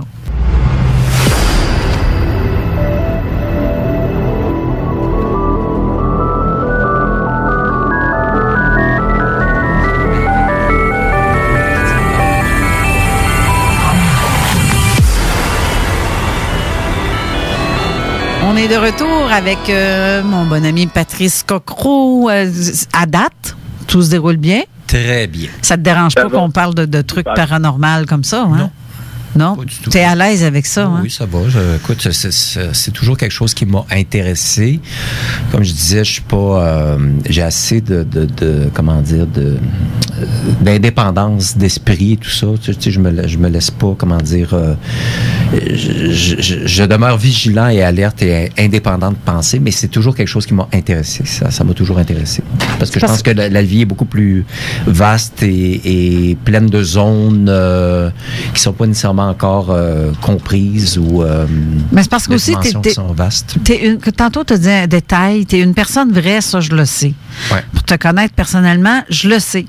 Mais je sais aussi que pour être vrai, donc, tu es à l'écoute de toi-même maintenant aussi, plus que tu l'étais dans les années 80. Mais si tu es à l'écoute de toi-même, tu es donc à l'écoute à ce qui nous entoure. Les signes. Tantôt, je t'entendais parler avec des signes, pas des signes, mais tu parlais comme, je te donne un exemple, dans le mot amour, il y a le mot âme. Mais tu sais, il y a beaucoup de trucs, j'aimerais ça que tu sais, tu as comme regardé, tu as pas mal étudié un peu là-dedans aussi, hein? Oui, ben, c'est-à-dire le sens des mots. Il y a toujours les mots, j'aime les mots parce qu'il y a une résonance. C'est comme la musique, hein?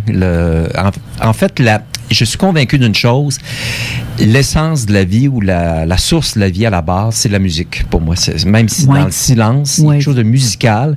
Et tous les problèmes qu'on va rencontrer, ce sont des interférences, des distorsions, de la dissonance. Donc, quand ça fausse, quand ça griche, t'es pas sur ton poste, personnellement. Oui. Et donc, il y a quelque chose de dissonant, de faux. Et c'est pour ça que je suis très sensible aux voix. Quand je sens qu'il y a quelque chose, qu'il y a un conflit entre l'état de la personne ou la vérité de la personne et son propos, ben je vais le capter nécessairement parce que c'est comme ce que je vais sentir, c'est que la personne est pas musicalement juste. Il y a de l'interférence, exactement comme si la personne n'était pas sur le poste. Et je vais le capter, puis je fais, OK, la personne me dit ça, mais c'est pas vrai. Oui, donc tu es capable de détecter quelqu'un qui va te mentir. Oui. Ah non, mais ça c'est vraiment... Il y a des fois, tu voudrais pas que ça... Ben, c'est-à-dire que comme je disais, on vit dans un monde d'images, alors quand tu affiches ça, quand tu dis ça, quand tu mentionnes ça, c'est sûr que ça peut heurter des gens ou faire peur à des gens qui vont m'éviter ou qui vont avoir peur du conflit parce que je sens, je discerne ou je capte que l'intention de la personne n'est pas ce qu'elle dit en mots ou en propos. Donc, j'ai toujours... maintenant, cette préoccupation-là d'avoir l'information juste. C'est pour ça que dans tous mes rapports avec les amis, les collègues, la famille, je cherche leur juste. Dis-moi oui, dis-moi non, dis-moi merde, dis-moi ça me tente pas, je peux pas, mais la clarté, autrement dit. Okay.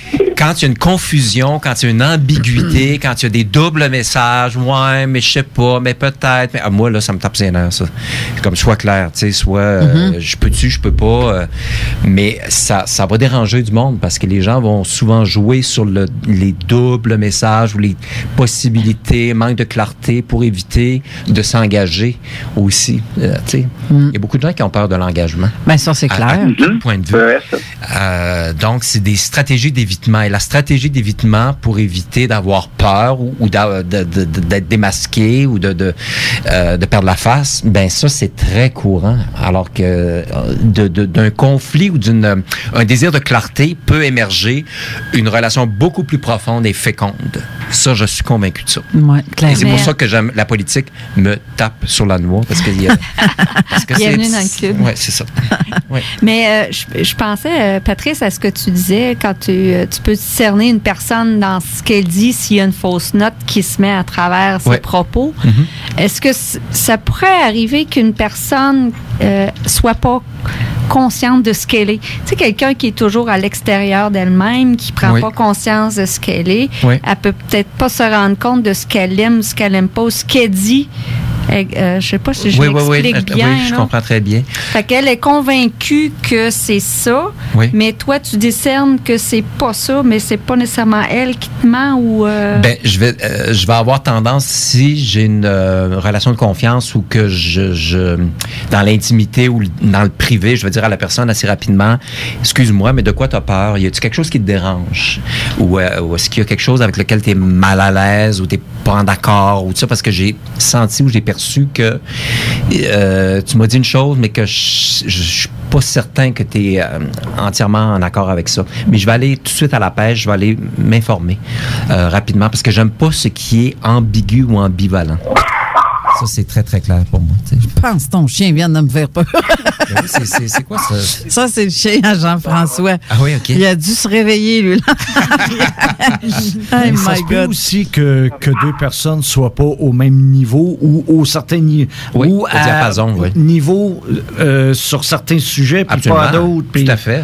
Mais ça, c'est correct aussi de on n'est pas obligé d'être en accord tout le temps.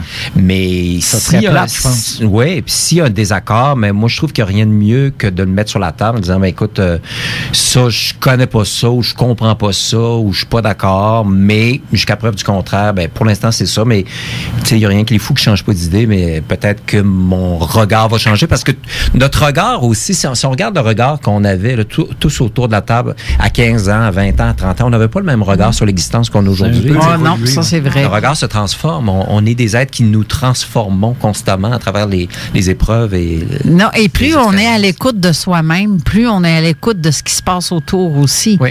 Je fais référence à, comme tu dis tantôt, tes ressentis. Oui. Avant, pas du tout. Là. Tu pouvais pas... tu t'aimais ou t'aimais pas, puis tu savais pas pourquoi t'aimais pas quelqu'un. Tu sais, peut-être, dans un sens comme tu peux... comment je peux dire? Tu sais, quand que tu t'écoutes pas et tu ne comprends pas ce qui se passe, tu peux pas comprendre pourquoi quand tu as quelqu'un en avant de toi, il tape ses rognons puis tu sais pas pourquoi. Là. Maintenant, tu as mis la main... Le doigt. La main, le doigt, c'est ça, sur le bobo, si on veut. Là. Mais c'est un peu ça. Mais ça, c'est pas... pour bien du monde, c'est inexpliqué, mais pour moi, je trouve ça juste normal. C'est d'être, en fait. Oui, d'être. Puis, tu parlais tantôt, Manon, tu disais étiqueter. Mais moi, ça, j'aime ça. On vit dans un monde d'étiquettes. Ça va là. Ça, c'est le fun. Ça, c'est pas le fun. Ça, c'est plate. Ça, j'aime. Ça, j'haïs ça. C'est facile. Là. S'il fallait qu'on se promène avec des post-it là, en face... Je veux dire, il n'y aurait que des post-it partout d'en face. C'est pas compliqué. C'est comme je l'haïs pas, je l'aime, tape ses nerfs, ça, j'adore ça. T'es mon frère, je t'haïs. On aurait juste des post-it d'en face. Mais être sans étiquette ou sans qualificatif, ça veut dire qu'on rentre dans une zone d'inconnu, puis à ce moment-là, c'est intéressant. Au seuil de la mort, puisque nous sommes tous, un jour ou l'autre, on va tous mourir. Oui. C'est moi qui j'ai commencé une formation pour accompagner les... j'allais en venir. Oui, c'est ça. J'ai commencé une formation pour accompagner des gens en fin de vie. Puis, on m'a bien averti quand même, protège-toi, tout ça. J'ai dit oui, mais pourquoi je fais ça? Parce que j'ai un désir d'authenticité, de rencontre véritable. Il y a autant de façons de mourir qu'il y a d'individus. Il y a des gens qui vont être dans le déni, semble-t-il, ou dans la colère, ou dans la paix, peu importe. Mais dans tous les cas, je pense qu'on est face à quelque chose ou à un phénomène qui est universel d'une part, mais aussi où est-ce que là, t'es plus dans les étiquettes, puis le fer à semblant, puis le maquillage, puis tout ça. Là, t'arrives avec ta propre échéance et ton essence. T'es dans la vraie vie, là. On arrive tout nu. On t'arrive complètement tout nu. Ouais. Et c'est comme un bébé naissant, puis la personne qui va mourir, c'est la même chose. La boucle est bouclée. Donc là, il n'y a plus de bullshit. Là. On n'est plus dans le jeu des apparences puis de la manipulation. T'es face à toi-même et face à l'autre. Et ça, c'est universel. Il y a différents types de morts. Évidemment, il y a des morts tragiques, des morts de gens qui vivent isolés ou tout ça. Ça, c'est terrible. Mais je pense qu'on a tout intérêt à se relier ou c'est la raison pour laquelle je fais ça. C'est que j'ai besoin de me relier aux gens, à leur essence, à leur authenticité, à une qualité de présence qui fait beaucoup défaut dans notre civilisation, qui est basée sur l'ailleurs meilleur. C'est toujours ailleurs, mais c'est pas ici et maintenant. T'sais. C'est tout en ton honneur, parce que c'est pas tout le monde qui est capable de faire ça. Moi, je l'ai vécu. Je l'ai vécu 3 fois à date. Ouais.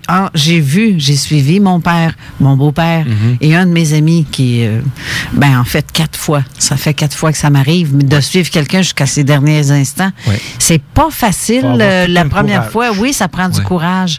Mais tu es conscient que tu peux ressentir autre chose que la personne elle-même. C'est-à-dire? Je te donne un exemple. Quand j'étais pour mon beau-frère, quand il est décédé, je te cite lui en exemple, là, parce que parce qu'à chaque fois, c'est comme ça. À date, je ressentais la personne qui venait la chercher. OK. Comme pour mon père, ça a été ma tante, qui est sa sœur, je la voyais dans la chambre. Okay. Mais pourtant, elle est décédée. Puis on la ressentait terriblement fortement. Là.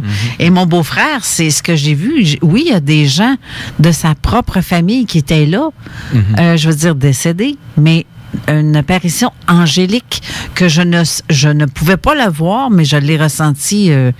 C'est comme si on se parlait même en télépathie, parce que là, il était comme dans un coma. Ouais. Je touchais mon beau-frère par les pieds, puis ça me disait, demain à midi, tu t'en viens, on s'en va. OK. Et à demain, le lendemain, au midi, puis j'avais fait une demande. Parce que, tu sais, quand tu es dans un hôpital où tu es comme vraiment rendu à la dernière, de tes derniers milles carrément, là, la plupart sont dans un état comateux ou vraiment tellement endormis par la médication pour pas avoir de douleur. Et ces personnes-là, tous les muscles sont relâchés. Le visage, la bouche ouverte, et c'est comme... c'est épeurant un peu, en quelque sorte, parce que la plupart n'ont pas leurs dents, parce qu'ils peuvent pas, parce que en tout cas, t'es pas sur ton meilleur jour, mais en même temps, j'avais pris la peine de dire pour mon beau-frère, demain, tu vas être la première personne que je vais accompagner. Une de mes amies qui fait ça, c'est son métier, elle, de ramasser les personnes décédées dans les hôpitaux. Oui. Et j'avais demandé si je pouvais venir recueillir le corps de mon beau-frère pour l'emmener à la morgue. Ça, c'est une expérience assez particulière aussi, mais quand je tenais les pieds de mon beau-frère, je lui demandais, dans ma tête, j'aimerais ça, s'il te plaît, demain midi, quand je vais venir te chercher. Non, mais qu'est-ce qui me disait que ça se ferait le lendemain midi? Oui. En dedans de moi, je le savais que ça allait être ça. Puis je disais, demain midi, et tout ça dans ma tête. Je disais, demain midi, je viens te chercher et j'aimerais ça, j'ai une demande à te faire. J'aimerais ça que ta bouche soit fermée quand je vais venir parce que j'ai peur de traumatiser là-dessus. Oui. Puis, croyez-le ou non, midi moins 5 le lendemain, ça a été son dernier souffle. Et en rejetant son dernier souffle, sa bouche s'est refermée lentement. À peine qu'il avait la bouche ouverte après. Ouais. Mais là, je me suis dit, mais je ressentais une présence autre que son père décédé ou son frère. Mais je sentais qu'il y avait une présence encore plus forte, que je n'étais pas capable de mettre le doigt dessus. C'est qui? Mais ça, là, en fait, là, je te donne cet exemple-là, mais toi, t'as pas peur de ça? Parce que moi, la première fois que j'ai... Pas du tout. J'ai pas peur de la mort non plus. Enfin, puis je me suis posé la question, coudonc, est-ce que je suis dans le déni puis que dans le fond, j'ai peur de la mort? Non. C'est quoi la mort pour toi? C'est un passage. OK. C'est un passage. Parce que la première fois, moi, que j'ai vécu ça, moi, je peux te dire que j'étais tellement mal. Ouais. J'ai vu mon père qui est décédé en 2011, qui est décédé subitement sur la table d'opération. En fait, il y avait peu de chances que ça échoue, mais ça a échoué, l'opération. Puis, je sais qu'il est parti en paix, mon père. Il avait toute sa tête et tout ça, mais il est parti en paix, puis il était tanné, là. Il avait 84 ans, il était tanné de... Il toussait, tout ça. Fait que, il y a une belle mort, d'une certaine façon. C'est sûr que ça nous a ébranlé tout le monde, parce que c'est arrivé subitement. Mais je l'ai vu ensuite, juste avant l'incinération. Puis je lui ai dit, OK, bye-bye, bon voyage. Puis j'ai réalisé à ce moment-là, puis c'est arrivé à d'autres reprises, peut-être 2-3 fois que j'ai vu des corps de personnes décédées. Puis j'ai pas peur. C'est vraiment... Puis c'est drôle, comme je disais en blague avant l'émission, j'ai eu bien plus peur de la vie que de la mort. Tu sais, je l'ai même... À une certaine époque, quand j'allais pas bien, même, c'était comme si je recherchais la mort. Puis maintenant, là, je suis pas suicidaire, pas du tout. Mais j'ai bien plus peur de la vie, puis... mais j'ai pas peur de la mort. J'ai pas... Mais c'est vrai que moi, à craindre, si j'aurais à craindre un fantôme que j'en avais de moi ou l'humain, je pense que l'humain est beaucoup plus violent que... Ah bah oui, en tout cas... C'est drôle de voir aussi, à quelque part, comment que ce processus-là se met en place, puis comment ça peut être différent d'une personne. Si, Carole, tu sais que j'ai perdu mon père il n'y a pas tellement longtemps, j'ai un de mes amis qui s'est suicidé, ma mère qui a décédé du cancer, et j'ai eu des expériences, vraiment différentes. Ça m'a un petit peu poussé à aller vers le service médical événementiel, puis tout ça. Parce que ma mère, quand elle a décidé, c'est un cancer, elle était aux soins palliatifs, et l'infirmière m'a dit carrément, c'est la dernière injection de morphine, ça va se passer dans 15 minutes.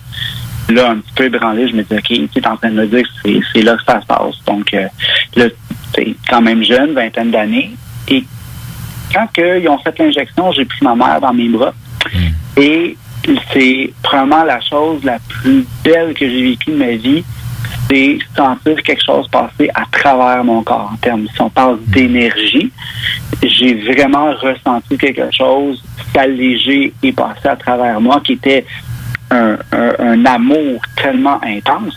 Ouais. Cependant, quand ça a été mon père, je pourrais dire que mon père m'a un peu informé de quand c'était pour arriver, parce que, vers la fin, je travaillais. On faisait un peu la rotation, moi, mon frère.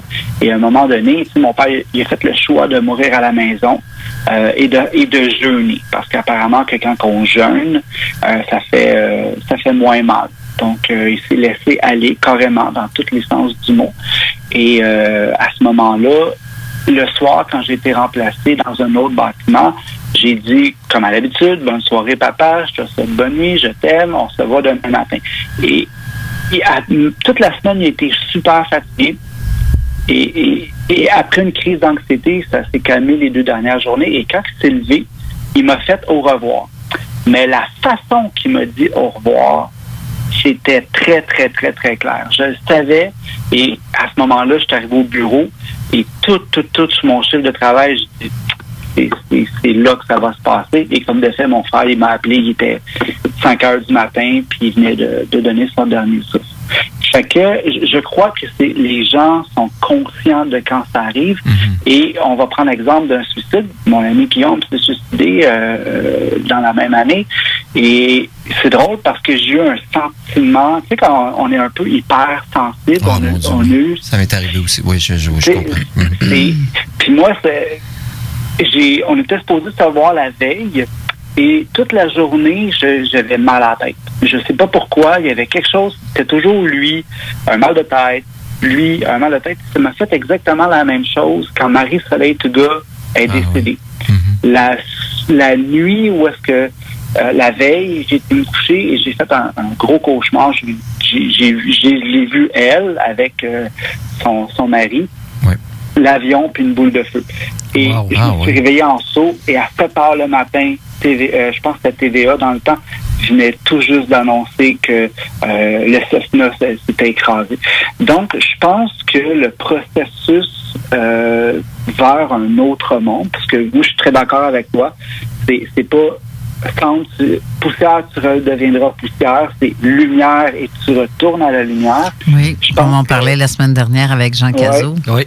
Et il y a quelque chose de beau et de paisible, puis pour moi, c'est le début d'une autre chose, qui est très beau, mais que c'est tellement inconnu que puis la société nous a tellement projeté qu'on peut mourir. Parce que c'est pas la mort qui fait peur, c'est de souffrir pendant le processus. Ouais. Souvent, on se dit, mon Dieu, est-ce qu'il a souffert? Mais en réalité, c'est beau parce qu'on retourne à la source. Moi, quand j'ai eu mon expérience de EMI à l'hôpital, j'étais bien. J'étais entouré d'amour. Donc, je ne vois pas qu'est-ce qui pourrait être négatif avec le concept de la mort. Non, et Manon, toi, tu as vécu ça aussi avec tes parents, ta sœur. Tu dirais quoi à tout ça? Moi, c'est ça. Je l'ai vécu avec mon père. Puis, il est parti un peu comme tu expliquais pour ton beau-frère. Il était... Autant que mon père était très religieux, autant qu'il est devenu très spirituel. Et moi, je croyais beaucoup aussi au niveau spiritualité que des êtres étaient là pour nous aider à quitter. Et je parlais toujours dans ma tête, dans ma âme. Moi, je disais tout le temps dans ma âme. Et j'ai jamais vu une aussi belle mort que ça. C'était la première fois que je le vivais vraiment intense. Là, je compare, quand je dis plus belle, je compare avec ma sœur et ma mère. Et de voir justement le dernier souffle, les yeux grands ouverts, brillants, avec un sourire sur les lèvres, puis que la mâchoire qui se referme avec le sourire, ça va toujours me rester dans ma tête, comme quoi que c'est beau quand on franchit cette espèce de séparation entre le corps et l'autre dimension. Moi, j'ai tendance à parler de dimension. C'est un monde parallèle. C'est un peu ça. Et pour moi, ça va toujours rester. Mais c'était un petit peu différent parce que il y avait des choses qu'elle avait probablement à régler qui ne se sont pas réglées. Elle avait beaucoup de peur. Donc, j'ai tenté de l'accompagner du mieux que je pouvais à ce moment-là pour essayer de libérer une certaine peur. C'était tout le temps dans ma tête que je lui parlais également, que ça va bien aller, que Paye est là, il t'attend, puis t'as du monde qui t'attend. Je nommais mes oncles et mes tantes qui étaient décédés. Mais elle n'est pas partie exactement comme avec Pat. Puis Claudette, ça s'est passé aussi différemment, mais Claudette, il y a eu un lâcher-prise. Elle était très ouverte spirituellement, elle aussi. C'était plus la souffrance. Elle avait tellement peur de souffrir qu'elle en a souffert quasiment jusqu'en dernier de tout. Mais ça, c'est un peu... Tu sais, les gens autour qui nous retiennent. Oui. Ça aussi, c'est dans l'invisible. Hein? Ben on est fait d'énergie. On est toute énergie. C'est ça qu'on capte autour. On va capter les peurs d'un, on va capter l'autre qui tire sa corde, qui veut pas que la personne parte. Et tu as l'autre qui arrive à côté. C'est là que ça peut faire la différence, justement, de ce que tu veux faire, Patrice. Parce que autant que les gens vont tirer sa corde à côté, autant que toi, tu vas emmener cet être-là à partir. Parce que face à la mort, les gens peuvent projeter leur propre peur, leur propre peur de mourir et tout ça. Il y a une chose que je voulais dire. Tu parlais de mots tantôt, le pouvoir des mots. On vit dans un monde de formes. Et tout ce qui relève de la mort ou de la mémoire, c'est de l'information. C'est de l'information. Wow. C'est de l'information. Ouais. L'essence de la vie, c'est pour ça qu'il n'y a rien de banal. Pour moi, toute personne qui arrive ou qui est sur Terre, peu importe, porte en elle de l'information. On est de la mémoire. Donc, et ça, c'est aussi tangible que la table qu'il y a devant moi ou la chaise, mais c'est dans le subtil. Par rapport, c'est drôle, on parlait du scepticisme tantôt, mais c'est sûr, exemple, si je vous dis, j'ai rêvé à telle chose la nuit passée, j'ai pas de preuves. Je peux pas vous le prouver, mais pourtant, je sais que je l'ai rêvé, je l'ai ressenti. Et pourtant, c'est de l'information que j'ai vécue, que j'ai traversée dans mon rêve. Mais j'ai pas le rêve, il est pas là sur une vidéo ou quoi que ce soit. Pourtant, je sais que c'est réel. Donc, à partir de quand, tu sais, si ça prend des formes pour nécessairement prouver l'information disponible, je veux dire, ça va pas bien, là, parce que j'aime ça, l'exemple que tu donnes. C'est de l'information. On vit dans un monde de forme, et Dieu sait qu'on est dans la forme. On parlait d'anxiété tantôt, mais d'être encombré, c'est souvent être encombré de forme pensée, de forme objet, le passé, le futur. Fait que les gens vont beaucoup compulsivement accumuler. Les gens ont peur de la fin, de perdre leur emploi. Il y a beaucoup de précarité aujourd'hui, on le sait, puis tout ça, mais donc les gens vont s'accrocher, tu parlais de retenir, les gens vont s'accrocher à un paquet d'affaires, beaucoup de dépendances, que ce soit l'alcool, la drogue, le magasinage ou le casino, n'importe quoi. Pourvu qu'on s'accroche, ça donne une impression, c'est ce qu'on appelle l'appréhension. Tu sais, l'appréhension, c'est anticiper, mais l'appréhension, le sens même du mot préhension, c'est la prise. J'ai une préhension, tu sais, j'ai une prise sur quelque chose. Fait que les gens sont beaucoup dans l'appréhension, tu sais, ou l'incompréhension, tu sais, ou en tout cas, c'est... fait que tout est fait d'informations pour moi, en fait. C'est pour ça que peu importe les rencontres ou les épreuves ou les expériences que je vis, je sais j'ai de l'information à aller chercher dans tout ça, tout constamment. C'est pour ça que je trouve la vie si intéressante maintenant. Mais moi, à ma connaissance, ceux qui retiennent quelqu'un qui va décéder, c'est très égoïste de leur part. Bien sûr. Parce que je suis d'accord avec toi. Il aurait fallu qu'ils disent quelque chose. Il aurait fallu... Regarde, t'as eu toute la vie pour le faire. Puis là, il est sur le seuil de la mort. Il est presque trop tard. Là, il aurait fallu qu'il pense avant. Faites-le avant. Je voulais justement avoir ton opinion là-dessus. Mais avant, on va aller à la dernière pause parce que imaginez qu'il reste à peu près 20 minutes à l'émission. Pas déjà. Mais, ben oui. Mais on revient après la pause. Et Jean, j'aimerais savoir ton opinion après la pause là-dessus, justement. D'accord. On revient.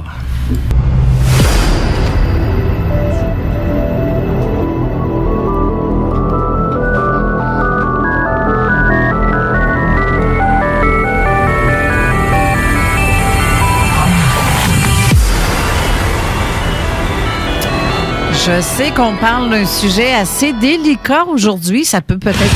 Hey! Nouveauté chez Slam 10. Moi, j'ai une annonce qui vient de partir. Écoutez le deuxième album. J'ai pas mis mon petit M de... Oups, silence, on tourne. Et voilà. Donc nous autres parallèles. Ah oui, carrément. C'est ça. Ça porte bien son nom. C'est ça. On disait, tantôt, on parle de gens, de la mort, donc quelque chose qui est assez difficile pour certains d'entendre de quoi on veut dire, en fait. Mais Jean, Jean, qu'est-ce que toi, tu as à dire sur ça? Tantôt, tu as parlé d'un truc comme on retient les êtres avant de mourir. Oui, parce que généralement, tu pleures un mort parce que tu pleures sur toi. Mm-hmm. Tu retiens quelqu'un pour pas qu'il meure parce que toi, tu avais des choses à lui dire. Tu voulais que lui te dise quelque chose avant, lui ou elle, là, la personne qui va décéder, te dise quelque chose. Mm-hmm. Tu as eu toute la vie, tu as été à côté de cette personne-là, mettons que c'est très proche de toi, là. Faites-le avant que ça parte, avant qu'il parte. Je vais être plutôt pessimiste, Jean, parce que j'ai une connaissance, quelqu'un qui s'occupe dans un hôpital de Montréal. Je ne sais pas quelle est sa fonction exactement, mais ça pourrait ressembler à réunir les familles au chevet des personnes qui sont sur le point de décéder. Et elle disait que dans 50% des cas, ou en tout cas dans une très, très grande proportion, les gens qui n'ont pas fait leur testament, ça provoque des réunions familiales qui pourraient s'apparenter à des mouettes ou à des charognards qui hurlent et qui crient, qui règlent leurs trucs, mais il est à peu près temps. Mais le nombre de cas de familles qui n'ont pas, il n'y a pas eu de testament, où il n'y a pas eu d'échange, où il y a eu des grands moments de silence, alors au seuil de la mort de la personne, mettons, qui possède un peu quelques biens, tout ça, là, ça sort tout croche, c'est le chaos. C'est pas là, c'est vraiment pas drôle. Donc, est-ce que ça peut provoquer la mort, justement, dans certains cas, certains cercles familiaux? Ben, ça peut faire beaucoup de dégâts. Mais ça, c'est du matériel là, qu'on parle. Là. Mais il y a quand même beaucoup de charge émotionnelle là-dedans. Oui.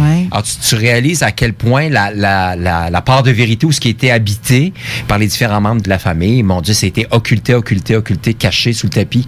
Puis là, ça sort comme un volcan. Là, j'ai reçu justement un message c'est bizarre que vous dites ça comme ça. La dame ou l'homme, je ne sais pas c'est qui, la personne qui a écrit le message, parce que je ne vois pas de nom. Oui. J'ai accompagné mon père dans la mort et à un moment donné, j'ai eu une panique car je ressentais que tout autour du lit où était couché mon père passait des êtres. Je ne voyais personne, mais je les ressentais. J'ai dû me parler car j'avais juste le goût de quitter la chambre. Non, c'est tout à fait normal parce que quand ils vont passer de leur corps physique à l'autre dimension, les personnes qui sont proches d'eux viennent les chercher. Là. Il y en a qui disent que c'est du folklore. Non, c'est vrai, là. Ça marche. Mais moi, j'ai un conseil à donner à tout le monde. Moi, j'avais un petit peu peur de la mort. J'avoue, jeune, là, j'y avais joué. Et un jour, à force de pratique, mais ça se fait, j'ai fait des sorties hors corps. Oui. Et là, t'as plus peur de la mort parce que t'es de l'autre côté, puis tu le vois, puis tu le sens. La mort est une sortie hors corps plus longue. C'est que tu reviens pas. C'est juste ça.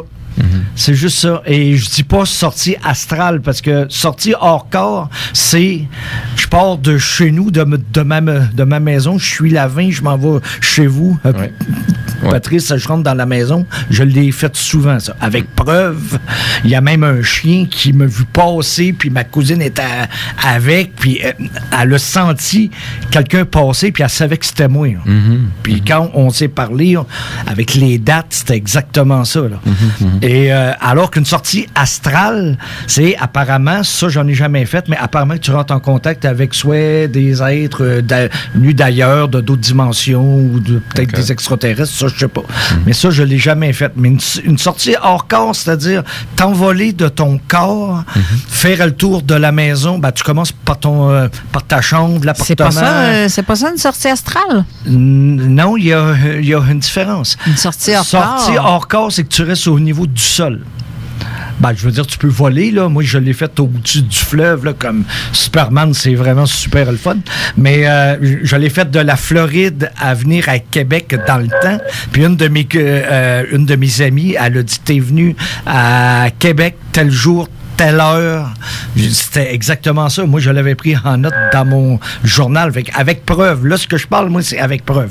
Ça, c'est une sortie hors corps, c'est-à-dire que tu restes au niveau terrestre. C'est comme Jean Cazot dit, le vol de nuit, un peu. Non, ça, pour moi, lui, je suis pas sûr que... Même une sortie astrale, c'est que tu vas dans des niveaux supérieurs, plus haut que le terrestre. Là. OK, tu le comprends comme ça. Okay. T'es pas sur le matériel, mais t'es pas dans l'air, t'es plus haut que ça. Là. Okay. Sortie astrale, pour moi, c'est ça. OK. Si vous voulez savoir comment, allez voir ma page jm7ocip.skyrock.com. C'est marqué comment faire. Okay. Mais il y a un avertissement en rouge. Suivez-le. OK, c'est-à-dire? C'est marqué, si vous vous sentez pas prêt, faites-le pas. Parce qu'apparemment, selon plusieurs, quand t'es plus dans ton corps, apparemment que si tu contrôles pas ça, apparemment qu'il y a d'autres entités qui peuvent prendre possession de ton corps. Ouais, c'est-tu vrai, c'est-tu pas vrai? J'ai jamais eu de preuve, je sais pas. Ben, c'est comme ceux qui rentrent en channeling. C'est ça le danger. N'importe qui peut... il fait comme, une antenne. On va suivre l'antenne et on va comme rentrer. On a une porte qui vient de s'ouvrir. Eux le voient comme ça, je présume. Mais si vous ne sentez pas prêt, si vous avez le moindre doute, anyway, dans les premiers temps, puis ça, tout le monde a fait ça, ou à peu près, tu dors, tu te sens élevé, puis là, tu as l'impression de tomber. Là.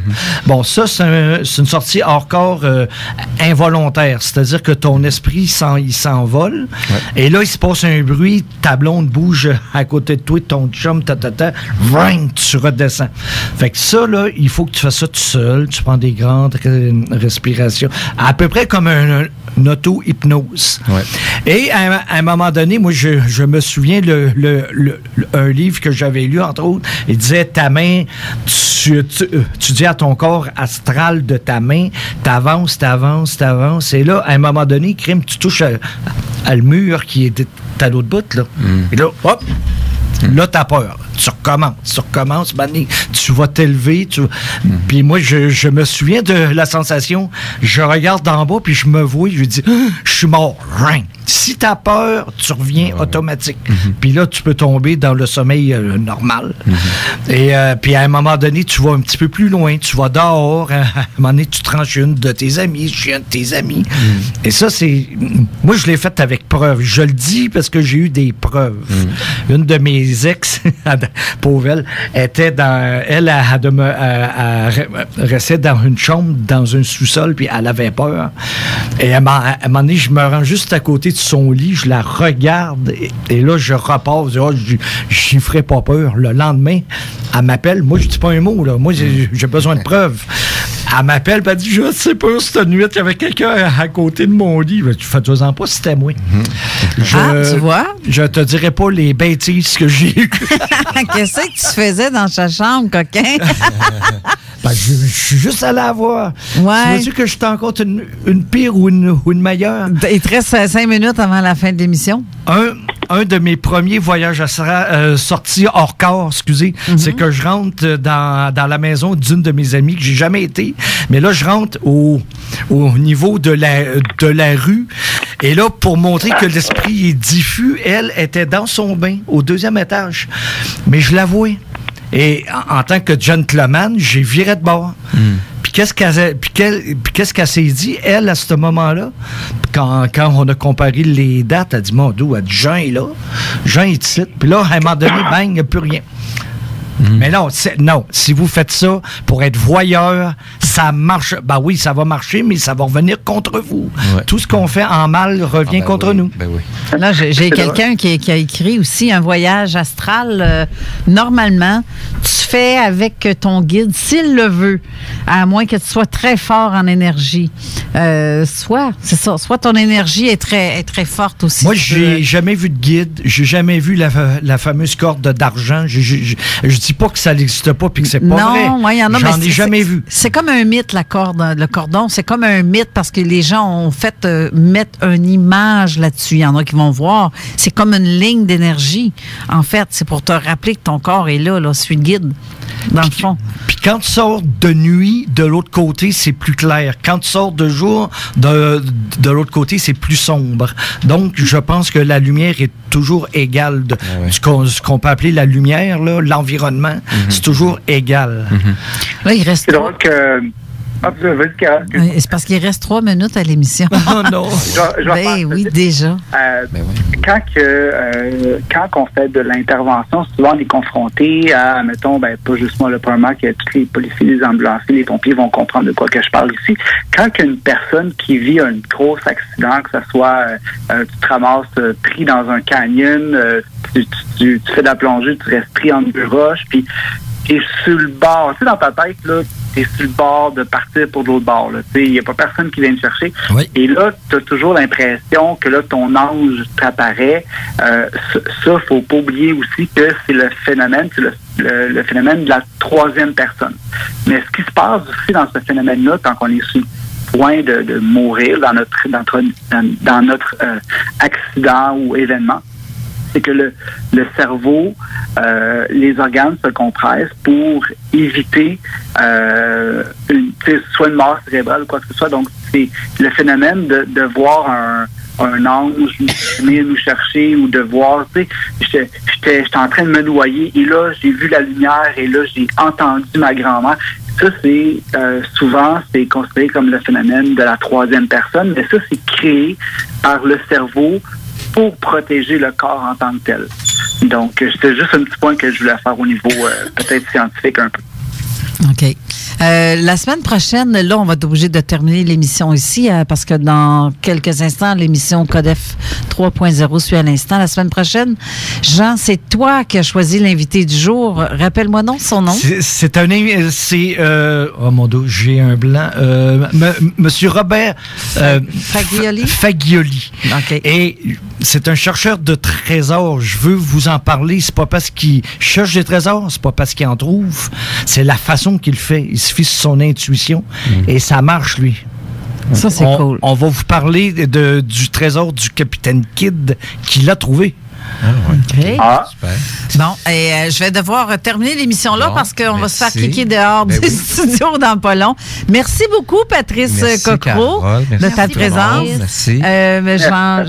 Jean Morissette, merci beaucoup d'être là. C'est un plaisir. Manon, merci de m'accompagner aussi. C'est toujours un plaisir. Jean-François, toujours là dans le derrière, un peu en arrière-scène, si on veut, mais toujours à courir à gauche, à droite pour nous.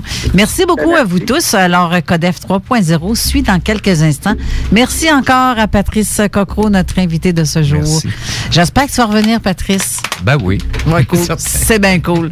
Alors, à la prochaine. Merci. À la semaine prochaine à vous tous. Bye.